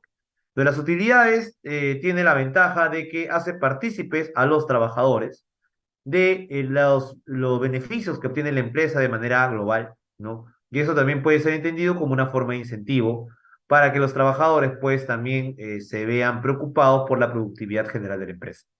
Y finalmente tenemos como beneficio laboral final el seguro de vida ley. El seguro de vida ley es un contrato a través de una póliza que busca generar una cobertura al trabajador frente a accidentes, no necesariamente de trabajo, también pueden ser accidentes comunes, o en caso de fallecimiento. El seguro de vida ley actualmente ya se contrata desde el primer día de labores del trabajador. A diferencia de lo que ocurría hace algunos años, en las que se contrataba este seguro cuando el trabajador ya tenía más de 4 años en la empresa. Entonces, ahora ya se ha determinado que no se espere tanto, sino que el primer día de labores este trabajador tenga esta cobertura. El seguro de vida ley lo paga el empleador, ¿no? Y tomen en cuenta también que el seguro otorga indemnizaciones a los trabajadores en función del tipo de contingencia que se haya podido presentar. Entonces, estos son los 6 beneficios laborales más conocidos, ¿no? A tener en cuenta. Después también es importante mencionar que la legislación laboral ha establecido dentro de las obligaciones de todo empleador contar con un documento que se conoce como política de igualdad salarial, que es una política que debe fomentar la igualdad salarial entre varones y mujeres y evitar cualquier acto de discriminación. Bueno, esta ley, ¿no? Establece dentro de sus 5 obligaciones dos que son de carácter documental. La primera es el hecho de que toda empresa debe contar, toda empresa, no importa si la empresa tiene menos de 20 trabajadores, si la empresa es una microempresa, si es una pequeña empresa, eso es irrelevante para estos efectos. Aquí lo importante es que se determine que la empresa debe contar con una política, ¿no? Una política salarial, y esta política salarial necesariamente debe contar con ciertas características. Primero, debe establecer en qué casos sí corresponde considerar, ¿no? Primero, los incrementos de salarios, cuándo o cómo funciona la estructura salarial de cada uno de los puestos de trabajo dentro de la empresa en general. Esta política salarial que tiene que ser comunicada a todos los trabajadores, a su vez también va a tener un documento, digamos, anexo, que es el cuadro de categorías y funciones. El cuadro de categorías y funciones es un documento que sirve a la empresa para valorizar o valorar los puestos de trabajo. El proceso de valoración de puestos consiste en establecer un puntaje determinado a cada uno de los puestos. Mientras más puntaje se tenga, se entiende que la remuneración que debe recibir el trabajador que forma parte de ese puesto es mayor a la que correspondería a un trabajador que forma parte de un puesto cuyo puntaje es menor. Entonces, la evaluación en torno a puntajes ayuda a determinar cuándo sí estaría justificado el pago de remuneraciones altas y cuándo no estaría justificado. Ahora, el cuadro de categorías y funciones, en la medida de que es un documento en la que se va a considerar la banda salarial, es decir, las remuneraciones mínimas y máximas de cada puesto, es un documento que sí no se va a publicar, es un documento que no se va a poner en conocimiento de los trabajadores. Simplemente las empresas lo van a tener de forma interna, solo el personal directivo o el personal administrativo va a tener conocimiento de esta información y esta información la va o la puede compartir en todo caso con los inspectores de trabajo cuando estos lo requieran, ¿no? Por otro lado, también tenemos como otra obligación importante a considerar lo que se conoce como la capacitación laboral, ¿ya? La capacitación laboral de forma equitativa. Cuando hablamos de capacitaciones laborales, no se olviden que en el marco de la Ley de Seguridad y Salud en el Trabajo, las capacitaciones son obligatorias, ¿no? En materia, pues, de prevención de riesgos, ¿no? Pero adicionalmente a esto, también existen capacitaciones que están vinculadas con las labores que lleva a cabo un trabajador. Entonces, un trabajador lleva a cabo, pues, determinadas labores y eso implica, cuando ingresa a trabajar, en primer lugar, que se lleve a cabo una inducción. Entendiendo por inducción algunas reglas generales o específicas de cómo llevar a cabo la actividad. Pero este tipo de inducciones no son suficientes. Así que dentro de determinados periodos es necesario que los trabajadores reciban capacitaciones y se retomen las capacitaciones para que conozcan con mayor precisión no solo cuáles son las actividades que tienen que llevar a cabo, sino también conocer cuáles son las políticas empresariales que son las que rigen la actividad. Es por eso que aquí la norma de igualdad salarial exige que este tipo de capacitaciones se lleven de manera equitativa. Por otro lado, también acá tenemos otras dos exigencias, la de tener condiciones de trabajo dignas y equitativas y con respeto al trabajador, ¿no? Y finalmente, la prohibición de despido, ¿no?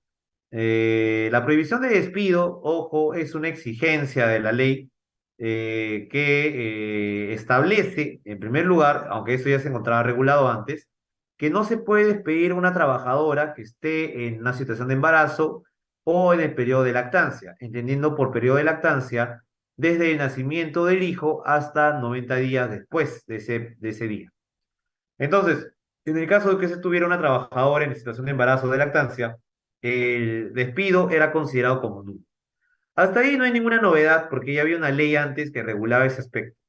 La novedad surgió, y ese fue uno de los temas más polémicos de la ley de igualdad salarial, de que se prohibió la no renovación de los contratos sujetos a modalidad cuando las razones de la no renovación era por motivos de embarazo y lactancia.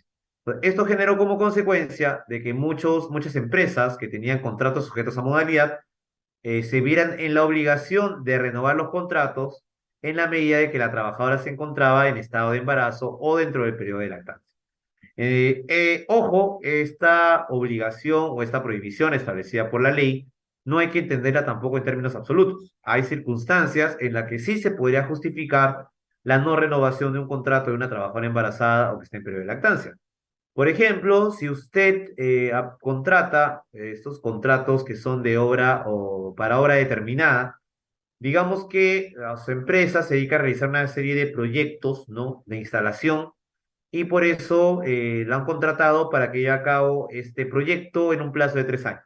Entonces resulta que usted cuenta con trabajadores, dentro de las cuales hay una trabajadora que justo le informó, faltando pocos meses para que concluya el proyecto, de que está embarazada. Como este contrato que es para obra determinada, se basa en que concluye el proyecto, automáticamente todos los contratos de trabajo terminan. Entonces, ahí es un caso válido en la que sí la empresa puede determinar la no renovación del contrato, como consecuencia de que el proyecto ha culminado. La culminación de un proyecto es una causa objetiva.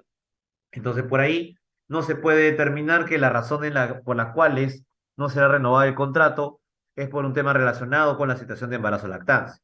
Entonces, tengan en cuenta esas características de esos contratos para evitar luego de que se crea que sí o sí es obligatorio renovar contratos de trabajo sujetos a modalidad. Luego, las infracciones y multas que se aplican en materia salarial son las siguientes. Infracción leve, por ejemplo, es no cumplir oportunamente con los deberes de información hacia las entidades depositarias, entiéndase bancos, relativos a la disponibilidad e intangibilidad de los depósitos de CTS. A ver, para explicar este punto, lo que sucede es que, como ya manifesté, cuando usted va a depositar la CTS de sus trabajadores, va a llegar un momento en la que el monto acumulado va a llegar a ser equivalente a 4 remuneraciones brutas. Entonces, a partir de eso, los trabajadores podrían disponer del excedente de esas 4 remuneraciones. Así que el hecho de que usted no cumpla con informar al banco que el trabajador ya puede disponer del excedente del 100% de las cuatro remuneraciones brutas, esa falta de información al banco es calificada como una infracción leve porque es una infracción de carácter documental, ¿no? Por otro lado, hay otras infracciones que son graves. Por ejemplo, el no pagar u otorgar íntegra y oportunamente las remuneraciones y los beneficios laborales, el hecho de no depositar de manera íntegra y oportuna la CTS, ¿no? También el hecho de no, bueno, ya estamos aquí hablando de una infracción muy grave. El no pagar la remuneración mínima vital, que actualmente es de 1.025 soles, ¿no? O también la remuneración mínima aplicable al trabajo nocturno, que es un 35% adicional a 1.025 soles, ¿no? No contar con un cuadro de categorías y funciones, que es lo que acabo de mencionar hace un momento, o la política salarial, eso también calificaría como una infracción laboral muy grave y el hecho de no haber cumplido con informar a los trabajadores acerca de la política salarial. Ojo, acá hay una diferencia entre el hecho de no tener una política y el hecho de tenerla pero no haberla comunicado. Entonces, acá, por ejemplo, se sanciona el hecho de que la empresa, si bien ha podido elaborar una política salarial, no la haya comunicado a los trabajadores. Entonces, la falta de comunicación también calificaría como una infracción muy grave. Luego tenemos acá infracciones sobre tiempo de trabajo. A ver, en cuanto al tiempo de trabajo, observamos que se dan dos elementos. Por un lado tenemos la jornada de trabajo y por el otro lado tenemos el horario de trabajo. En cuanto a la jornada de trabajo, no hay que confundir, ojo, los términos porque aparentemente son lo mismo. No es así, porque la jornada de trabajo hace referencia no a un momento exacto, sino a la duración global en la que el trabajador presta su servicio.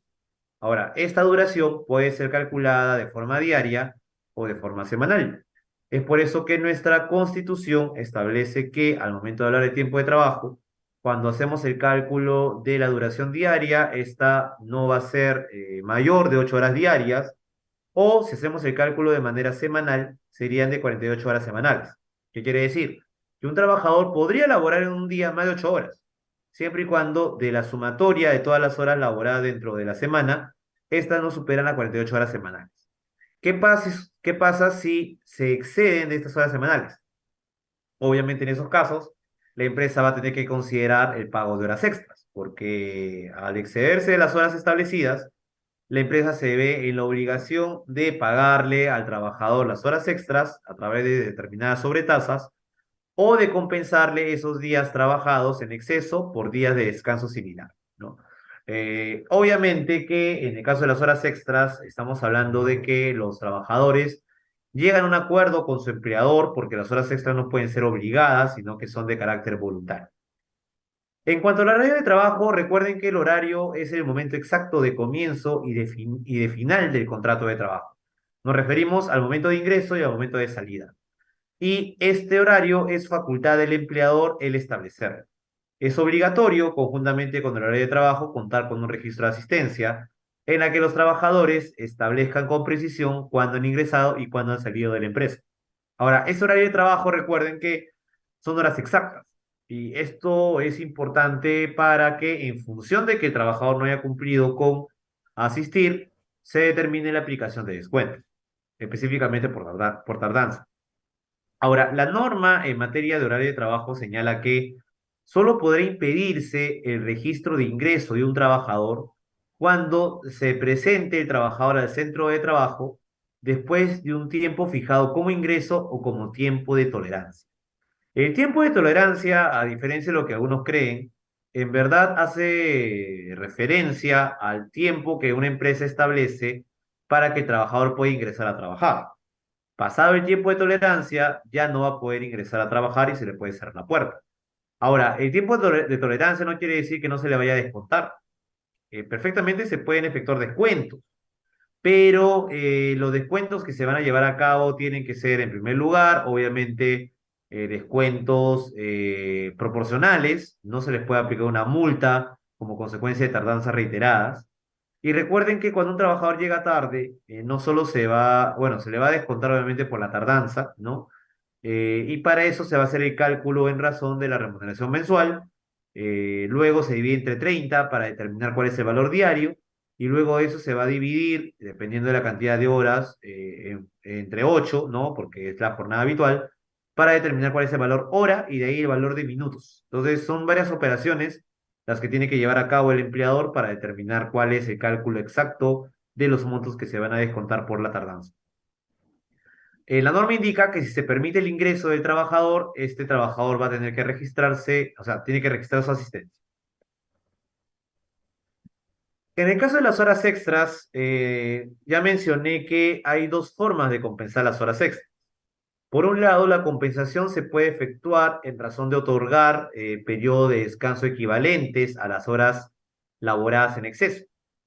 Otra forma es haciendo el pago de las horas extras a partir de sobretasas. Entonces, por ejemplo, aquí observamos que la hora extra va a ser pagada en función de un 25% por las dos primeras horas, más un 35% de la tercera hora hacia adelante.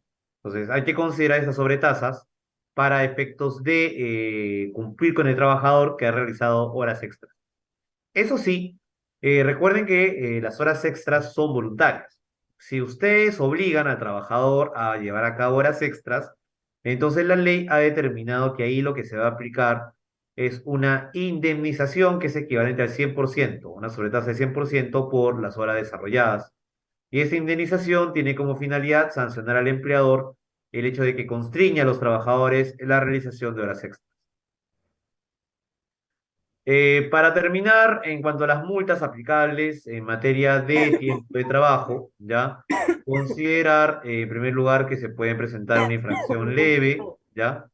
De infracción leve puede ser por no exponer en un lugar visible del centro de trabajo el horario de trabajo. A ver, ¿qué consiste esta obligación? Esta obligación consiste en el hecho de que, disculpe, esta obligación consiste en el hecho de que la empresa no haya colocado un cartel indicando cuál es el horario de trabajo de la empresa. Entonces, obviamente, a falta de un cartel que haga esa indicación, se va a considerar que es una infracción de carácter leve. En el caso de que la empresa tenga varios horarios de trabajo, se recomienda colocar los principales y ya en el mismo cartel señalar que aquellos horarios de trabajo más específicos se encuentran desarrollados en los respectivos contratos de trabajo, ¿no? Eso con la finalidad de no tener un cartel inmenso de varios horarios de trabajo que a la larga no tienen sentido. Entonces, lo recomendable es que ustedes tengan un horario principal y para áreas específicas, de repente tener horarios más específicos que también se podrían considerar, no solo dentro del cartel, sino también dentro del contrato de trabajo. En cuanto a las infracciones muy graves, se considera como muy grave el incumplimiento de las disposiciones relacionadas con la jornada de trabajo, con el refrigerio. Ojo, recuerden que el refrigerio no debe ser menor de 45 minutos, así que todo trabajador debe tener por lo menos 45 minutos, no solo para poder alimentarse, sino también para poder descansar, que en eso consistiría el refrigerio. También, en cuanto al incumplimiento en materia de trabajo en sobretiempo, trabajo nocturno, eso también calificaría como una infracción muy grave. El no contar con un registro de asistencia o impedir o sustituir al trabajador en el registro de su tiempo de trabajo también califica como una infracción muy grave. Y el incumplimiento de las disposiciones relacionadas con el descanso vacacional y otros descansos también calificarían como infracciones muy graves. Así que cualquier incumplimiento relacionado con el tiempo de trabajo, obviamente que va a generar la aplicación de multas sobre esta materia, ¿no? Y también recordar que solo en algunos pocos casos hay trabajadores que no tienen la obligación de marcar su ingreso y salida. Estos casos son tres. El primero es el personal de dirección, porque obviamente por la naturaleza de su cargo, ellos pueden ingresar y salir sin ningún tipo de control. Y es por eso que ellos, además de no tener que registrar su asistencia, tampoco van a tener derecho al descanso semanal obligatorio. En segundo lugar, tenemos al personal que tiene una jornada intermitente. El personal de jornada intermitente es aquel personal cuya actividad se realiza en lapsos extensos de descanso frente a los momentos de prestación efectiva de servicio. Entonces, por ejemplo, un trabajador que se dedica a la actividad de vigilancia o custodia, son trabajadores que normalmente su jornada es intermitente, porque no es que la prestación de servicios va a ser continua, sino que solo se va a realizar en momentos específicos. Y es por eso que, al ser su actividad un poco más ligera, no se aplica la jornada máxima de 8 horas diarias o 48 horas semanales. Y finalmente tenemos como tercer caso los trabajadores no sujetos a fiscalización inmediata. Los trabajadores que son calificados como no sujetos a fiscalización inmediata son aquellos que cuando realizan sus labores no están pues siendo vigilados por parte del empleador, tomando en cuenta que son personas que normalmente salen y entran sin tener una claridad horaria, ¿no? Normalmente estos puestos son cubiertos por personal de confianza, aunque no necesariamente es así. También lo puede llevar a cabo un personal ordinario.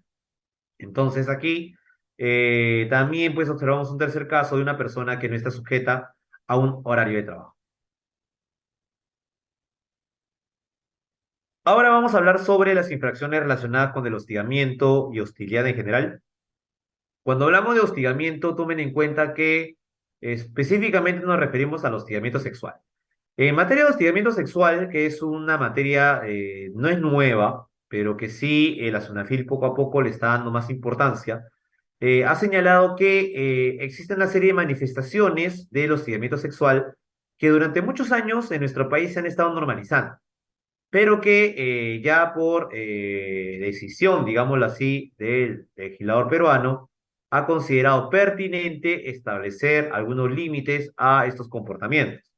Por ejemplo, dentro de las manifestaciones que resulta más clara de hostigamiento sexual, se encuentran la promesa a la víctima de un trato preferente, ¿no? Amenazas contra la víctima, ¿no? El uso de términos de naturaleza sexual o sexista, los acercamientos corporales, roces o tocamientos, el trato ofensivo u hostil por el rechazo de conductas. Y en sí, cualquier otro tipo de manifestación que pueda ser calificada como hostigamiento sexual. Entonces, en este caso, como pueden ver, hay una serie de manifestaciones del hostigamiento sexual que no necesariamente implica de que un trabajador va a estar en una situación superior a otro trabajador. Antes, por ejemplo, la legislación en materia de hostigamiento sexual establecía que principalmente el hostigamiento se caracterizaba por el hecho de que un trabajador de una jerarquía superior ya llevaba a cabo este tipo de hostigamiento frente a un trabajador de una jerarquía inferior. Actualmente ya no se tiene ese criterio, ahora el hostigamiento sexual se puede producir independientemente de las jerarquías, independientemente también del género, ¿no? Así que también es perfectamente posible que una mujer realice hostigamiento sexual contra un varón o contra una mujer, etcétera, ¿no? Entonces, esos aspectos, pues, revelan que la normativa en materia de hostigamiento sexual, pues, ahora está considerando categorías nuevas para poder calificar cuando se presentan esos casos de violencia. Recuerden que cuando hablamos del hostigamiento sexual, no crean de que implica necesariamente que hay un rechazo de parte de la víctima. Antes se exigía también incluso de que se dé una serie de conductas, o sea, que exista reiterancia. Actualmente ya la reiteración de conductas no es considerada un requisito, así que basta que se presente un solo caso para que esto ya sea calificado como hostigamiento sexual. Por otro lado, también, aparte de este caso de hostigamiento sexual, también se pueden presentar casos en las que la persona que es víctima no muestre una actitud de rechazo ante la conducta hostil, pero a pesar de eso sigue siendo calificada como hostigamiento sexual en la medida que, de forma objetiva, sea evaluada como una conducta, pues, que pueda afectar a nivel psicológico a la trabajadora o trabajador, como también a nivel laboral, ¿no? Y que tenga una connotación sexual o sexista. Así que incluso en el caso de que la persona afectada no plantee una denuncia, existe la posibilidad de que los terceros, es decir, los testigos, así como también el propio empleador, es decir, la empresa, pueda de oficio presentar una denuncia en esta materia. Ahora, ¿cuáles son las obligaciones del empleador en materia de prevención frente al hostigamiento sexual? Son dos las principales obligaciones. La primera es conformar un comité de intervención frente al hostigamiento sexual que se va a encargar de investigar y recomendar sanciones. También puede disponer medidas alternativas de protección y recuerden que este comité tiene que estar conformado por 4 trabajadores. Y debe existir paridad de género, es decir, 2 trabajadores de sexo femenino y 2 de sexo masculino. En cuanto a las capacitaciones que son obligatorias, deben tener en cuenta que deben darse 2 capacitaciones. Una que es para todo el personal que se va a realizar al ingreso del trabajador cuando es recién contratado. Y otra que es una capacitación anual para el personal del área de recursos humanos. Entonces, tengan en cuenta eso porque muy pocas empresas llevan a cabo esas capacitaciones en materia de hostigamiento sexual. También aquí se van a aplicar determinadas multas dependiendo del tipo de infracción. Acá, en materia de hostigamiento sexual, todas las infracciones son de carácter muy grave. Por ejemplo, los actos de hostilidad y el hostigamiento sexual en general, así como cualquier otro acto que afecte la dignidad del trabajador, califica como, obviamente, una infracción laboral. El no iniciar el procedimiento de investigación y sanción, ojo, esto es muy importante. Las empresas tienen la obligación, cuando se presenta una denuncia, llevar a cabo un procedimiento de investigación. Entonces, ahí va a actuar el área de recursos humanos, también va a actuar el comité de prevención frente al hostigamiento sexual o de intervención frente al hostigamiento sexual, y este comité va a tener un papel importante porque es el que se va a encargar de llevar a cabo la investigación, lo que se conoce como la etapa de investigación o instructora, ¿no? Y ya posterior a la etapa de investigación, ya el área de recursos humanos o administrativa se va a encargar de precisar cuál es la sanción que corresponde aplicar, ¿no? Entonces, básicamente así sería el orden en cuanto a este procedimiento que debe llevar a cabo la empresa. Es más, por obligación legal, cuando se inicia o se presenta la denuncia y cuando culmine el procedimiento, tiene que enviarse una comunicación al Ministerio de Trabajo. Así que es obligación de las empresas poner en conocimiento del Ministerio de Trabajo qué tipo de actuaciones están llevando a cabo para sancionar en caso que se haya presentado una denuncia de este tipo.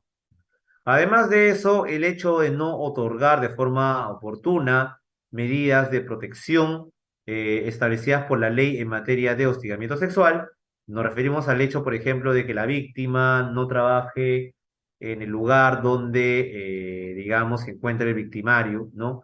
Entonces, el hecho de resultar más conveniente establecer medidas de alejamiento o medidas de apoyo psiquiátrico o psicológico a la persona que ha sido víctima. Entonces, esas medidas de protección resultan necesarias también, ¿no?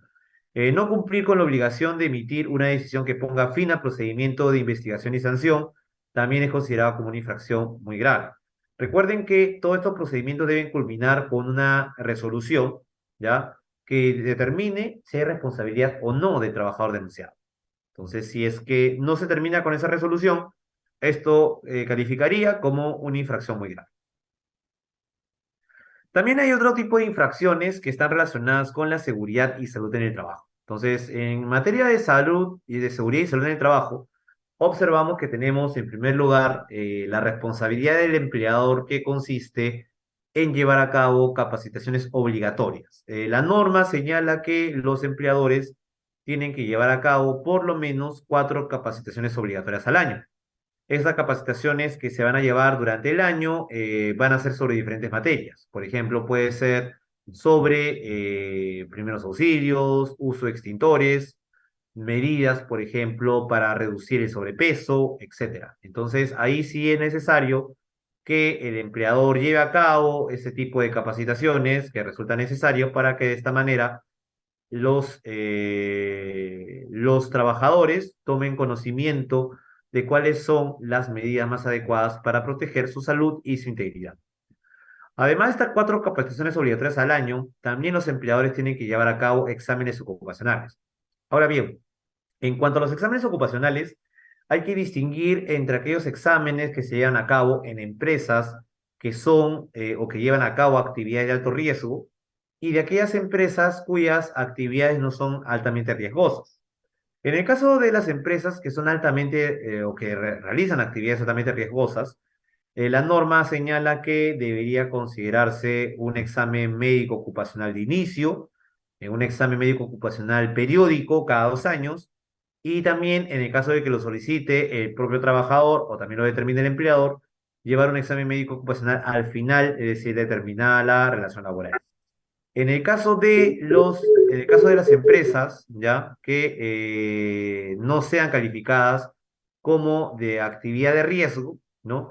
Ahí sí no es obligatorio llevar a cabo un examen médico ocupacional de inicio. Ahí bastaría con realizar los exámenes ocupacionales cada 2 años, es decir, los exámenes periódicos, y con eso ya se cumpliría la exigencia legal. ¿Por qué es importante llevar a cabo exámenes médicos ocupacionales? Porque a través de los exámenes médicos, tanto los trabajadores como el empleador tienen conocimiento de cuáles son las afecciones que puede tener un trabajador, algunas que pueden ser afecciones comunes y otras que se pueden originar por la naturaleza de la prestación de servicios.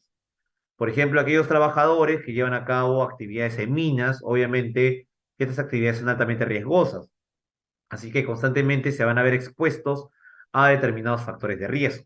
Entonces, frente a eso, el examen médico ocupacional nos va a permitir conocer cuál es la situación o el estatus del trabajador frente a este tipo de riesgos y si realmente la situación de ellos es grave o es posible que se dé una recuperación, ¿no? Entonces, esa es la importancia del examen médico ocupacional. Además, para el empleador, este tipo de exámenes médicos ocupacionales resulta conveniente también, porque en función del examen médico puede detectar si realmente la empresa es la responsable de un tipo de incidente o de una enfermedad profesional, o si el trabajador ya ingresó a la empresa contando con esa enfermedad profesional. Entonces, ese aspecto por eso también es muy importante tener en cuenta para llevar a cabo los exámenes médicos. Luego también tenemos como responsabilidad del empleador el hecho de implementar protocolos de seguridad y salud. Obviamente la empresa, por ejemplo, tiene que conformar brigadas, que es uno de los últimos temas que se han estado fiscalizando por parte de la SONAFIL, la conformación de brigadas de emergencia para atender casos de fenómenos del niño, casos de incendio, casos de sismos, etcétera, ¿no? Y también es obligatorio que el empleador haga entrega de equipos de protección, entendiéndose por equipo de protección aquellos equipos que buscan, ¿no? Obviamente, proteger al trabajador frente a los daños que puedan surgir, como por ejemplo el otorgamiento de guantes, el otorgamiento de, por ejemplo, botas, entre otro tipo de, digamos, implementos o instrumentos de protección. Entonces, no, de no entregar estos equipos, claro está que se generarían pues una serie de inconvenientes porque los trabajadores se van a ver más expuestos a los daños que puedan originarse en la actividad que desarrollan. En cuanto a los documentos obligatorios en materia de seguridad y salud en el trabajo, recuerden que todas las empresas deben tener estos 6 documentos, bueno, a excepción de reglamento interno de seguridad y salud en el trabajo, porque este reglamento solo es obligatorio cuando la empresa tenga de 20 trabajadores a más. Pero en los demás casos, todos los demás documentos sí deberían ser considerados por todo tipo de empresas, sin importar si es microempresa, pequeña empresa o no MIPE. Por ejemplo, uno de los primeros documentos obligatorios es la política y objetivos en materia de seguridad y salud en el trabajo, que es un documento que ahí ven un asterisco, que quiere decir que debe ser publicado. Entonces, tiene que ser colocado en un lugar visible para que los trabajadores tengan conocimiento de cuáles son las políticas y los objetivos de la empresa en torno a seguridad y salud en el trabajo. También el Reglamento Interno de Seguridad y Salud en el Trabajo es un documento también importante a tener en cuenta, donde las empresas no van a llevar a cabo, digamos, este tipo de actividad, y para eso requieren establecer con precisión cuáles son las obligaciones y los derechos de los trabajadores en esta materia. Luego también deben contar con un IPER, que es una matriz de identificación de peligros, evaluación de riesgos y sus medidas de control. Este hiper va a ser elaborado por un ingeniero especialista en materia ocupacional porque es un documento importante para determinar cuál es el grado de riesgo que tiene cada uno de los puestos de trabajo y a qué riesgos se enfrenta y cuáles son los medios para reducir su impacto. El mapa de riesgos es otro documento que también lo va a firmar un especialista y que es una muestra gráfica de cómo se distribuye una oficina, pero con las indicaciones de cuáles son los lugares de riesgo. Entonces, este mapa de riesgos es muy importante porque también es obligatorio que las empresas lo tengan en consideración. Luego también tenemos lo que se conoce como la planificación de la actividad preventiva y finalmente el programa anual de seguridad y salud en el trabajo. Ambos documentos tienen como finalidad establecer más o menos una proyección de las actividades que va a llevar a cabo el empleador en esta materia. También la ley establece que obligatoriamente la empresa tiene que tener una serie de 8 registros que son obligatorios. Estos registros no necesariamente tienen que llevarlo en físico, también lo pueden llevar a través de un archivo en Excel. Por ejemplo, hay registro de accidentes de trabajo, de enfermedades ocupacionales, de incidentes peligrosos y otros incidentes. Entonces, este registro es necesario porque a través de este registro el empleador va a indicar cuántos accidentes ha tenido durante el año, cuántas enfermedades, cuántos incidentes, etc. Luego también hay registros de exámenes médicos ocupacionales. Cada vez que se lleva un examen médico hay que registrarlo ahí. También hay un registro de monitoreo de agentes físicos y químicos, un registro de inspecciones internas de seguridad y salud en el trabajo, un registro de estadísticas, un registro de equipo de seguridad o emergencia, el registro de inducción, capacitación, entrenamiento y simulacro de emergencia y un registro de auditorías. Entonces, como pueden ver, hay una serie de registros que la empresa debe cumplir, ¿no? Y si no los tiene, entonces ahí sí podría aplicarse una multa en contra de la empresa por no tener al día o por no tener los registros respectivos. Las infracciones que aquí se van a aplicar son, en principio, graves, o sea, si bien son infracciones, hay leves, graves y muy graves, acá queremos destacar cuáles son las infracciones graves. En primer lugar, una de las más conocidas es por no llevar a cabo evaluaciones de riesgo y controles periódicos de las condiciones de trabajo. Este tema es muy importante porque tiene que llevarse a cabo un monitoreo de las actividades que realizan los trabajadores. En segundo lugar, el no comunicar los resultados de los exámenes médicos, eso también calificaría como una infracción grave. Los incumplimientos relacionados con, por ejemplo, aquí se habla sobre los riesgos ergonómicos.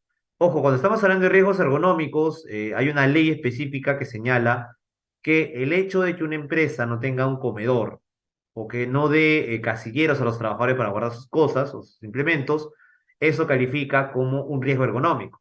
Así que son normas bastante especializadas que todas las empresas deben contar. Luego también el hecho de no conformar un comité o no contar con un supervisor, eso también califica como una infracción grave. No cumplir con obligaciones relativas al seguro complementario de trabajo de riesgo, porque recuerden que es obligatorio que la empresa contrate ese seguro cuando llevan a cabo actividades riesgosas. Y no cumplir con obligaciones en materia de formación e información a los trabajadores en lo que tiene que ver con su puesto de trabajo. Ahora, también hay infracciones muy graves que son por designar a trabajadores en puestos cuyas condiciones sean incompatibles con sus características personales, incumplir el deber de confidencialidad, el hecho de no implementar un sistema de gestión de seguridad y salud en el trabajo, o no cumplir con realizar exámenes médicos ocupacionales. Entonces, como pueden ver acá, hay una serie de infracciones muy graves que también van a ser sancionadas por la SUNAFIL. Bien, para culminar la sesión de hoy, vamos a hablar sobre los sistemas de multas y de gradualidad que se aplica al momento de que la SUNAFIL determina que corresponde una multa por una infracción laboral. En primer lugar, como ya hemos visto en la mayoría de los cuadros, las infracciones pueden ser de dos tipos, pueden ser leves, graves y muy graves. Obviamente las leves son para aquellas obligaciones meramente formales, las graves son para aquellas obligaciones que trascienden lo meramente formal, porque ya se están afectando derechos de los trabajadores. Y las muy graves son aquellas en las que ahí sí, obviamente, ya hay una gran afectación incluso a derechos fundamentales de los trabajadores, como por ejemplo afectar a una trabajadora embarazada o para los que vienen a ser calificados como derechos sindicales. Entonces, eso también obviamente determinaría pues un nivel infraccional. Para esos casos, cuando nosotros ya tenemos una idea de cuáles son los niveles, ¿no? de infracciones que se han cometido, acá hay que determinar cómo se aplica la multa. Para aplicar una multa, recuerden que hay que tener en cuenta las tablas de multa establecidas por el reglamento de la Ley General de Inspección del Trabajo. En dicho reglamento se ha considerado unas tablas, como las que pueden observar aquí, y estas tablas establecen las reglas a partir de las cuales uno debe aplicar una multa, ¿no? Las tablas son en función de cada tipo de empresa. Por ejemplo, para la microempresa, como pueden ver, las multas son menores. Aquí también tenemos la tabla de la pequeña empresa y aquí también tenemos las multas aplicables a las no MIPE, es decir, que no son micro ni pequeñas empresas. Por ejemplo, nosotros hemos revisado en materia de remuneraciones que califica como una infracción grave el hecho de que una empresa no haya pagado oportunamente, por ejemplo, las gratificaciones, ahora que ya se acerca la fecha para pagar gratificaciones. Entonces, en ese caso de no pagar las gratificaciones, ahí hay que considerar esta infracción que es calificada como una infracción grave, ¿no? Y la multa que se va a aplicar va a depender de la cantidad de trabajadores que haya sido afectados. Digamos que mi empresa tenga un total de 15 trabajadores. Entonces, ahí lo que vamos a aplicar es lo que corresponde a la segunda columna, que como pueden ver es un factor que dice 3,38. ¿Qué significa 3,38? No es un porcentaje, sino que este factor lo vamos a multiplicar por la UIT vigente. Entonces, si la UIT vigente es de 4.950, entonces multiplicamos 4.950 por 3,38 y el resultado es lo que va a ser la multa que se va a aplicar para este caso. Entonces, así que cuando vean estos números, esos números van a tener que ser multiplicados por la UIT vigente para determinar la multa aplicable. Ojo, En el caso de una inspección laboral, el inspector puede determinar que el sujeto inspeccionado no solo ha cometido una falta, sino ha cometido varias infracciones. Así que son varias multas las que podría aplicar la SUNAFIL de determinar que la empresa pues no ha seguido las exigencias legales. En cuanto a la gradualidad por subsanación, recuerden que en las inspecciones de trabajo hay la posibilidad de que los sujetos inspeccionados puedan subsanar la falta y eso le da como derecho la reducción de la multa. Ahora, no todas las materias son subsanables, hay materias que por sí son insubsanables, por ejemplo, en el caso de que la empresa tenga, ¿no? A trabajadores que han muerto como consecuencia del incumplimiento de medidas en materia de seguridad y salud en el trabajo. Claramente ahí hay infracciones que son insubsanables. Entonces, ahí no se va a poder aplicar este sistema de gradualidad. Ahora, examinando cómo funciona, en primer lugar, cuando la subsanación se lleva a cabo en la actuación inspectiva, hay dos sistemas, digamos, de subsanación. En primer lugar, no se va a aplicar ningún tipo de multa si antes de la expedición del informe de actuaciones inspectivas, ¿no? Que es un informe que prepara el inspector, se determina que el sujeto inspeccionado ha subsanado la infracción, ¿no? Por ejemplo, tenía que haber pagado la gratificación, al final lo paga con intereses. Eso ya viene a ser calificado como una subsanación. Entonces, ahí no se le va a aplicar ninguna multa. Y lo que sí se le va a aplicar es una multa equivalente al 10% del monto total, en la medida de que la infracción sea calificada como muy grave a la labor inspectiva y en ese caso haya subsanado, ¿no?, la infracción respectiva. Entonces, ahí sí le van a aplicar una multa, pero solo va a ser equivalente al 10% dentro de la etapa de actuación inspectiva. Ahora, en el caso del procedimiento sancionador se presentan tres tipos, ¿no?, de reducciones de multa. Por ejemplo, si una persona subsanó antes del plazo para presentar o interponer el recurso de apelación, ahí la multa que se le va a aplicar es del 30%. En el caso de que ya haya sido resuelto el recurso de apelación, que viene a ser la segunda instancia administrativa, y dentro de los 10 días hábiles contados desde que se ha notificado esta apelación, ahí, si por ejemplo el sujeto inspeccionado subsana la infracción, se le va a aplicar una multa del 50%. Estamos hablando de una etapa de segunda instancia, miren, hasta esa etapa todavía se puede subsanar. Y finalmente van a aplicar una multa del 80% en el caso de que el sujeto responsable o sujeto inspeccionado se comprometa a subsanar la infracción en un plazo no mayor de un año. Entonces, para eso la ley establece que debe haber un compromiso por escrito de parte del sujeto inspeccionado. En verdad no he visto muchos casos en los que se haya realizado ese tipo de convenios o acuerdos.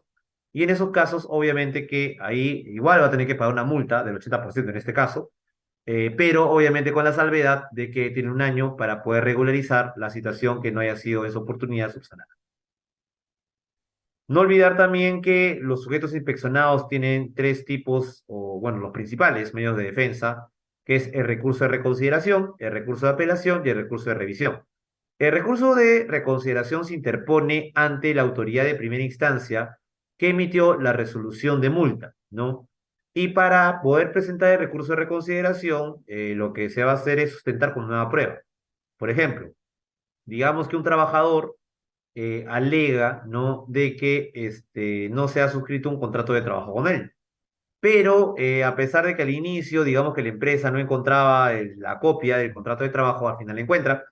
Entonces, si es así, si presenta como nueva prueba el contrato de trabajo que en su momento no lo había encontrado, entonces se podría plantear un recurso de reconsideración para demostrar que sí cumplió con la medida de formalizar los contratos. Entonces, en esos casos, como pueden observar, ahí podría pues recurrirse a la propia autoridad de primera instancia, ¿no?, para que resuelva el caso analizando esta nueva prueba.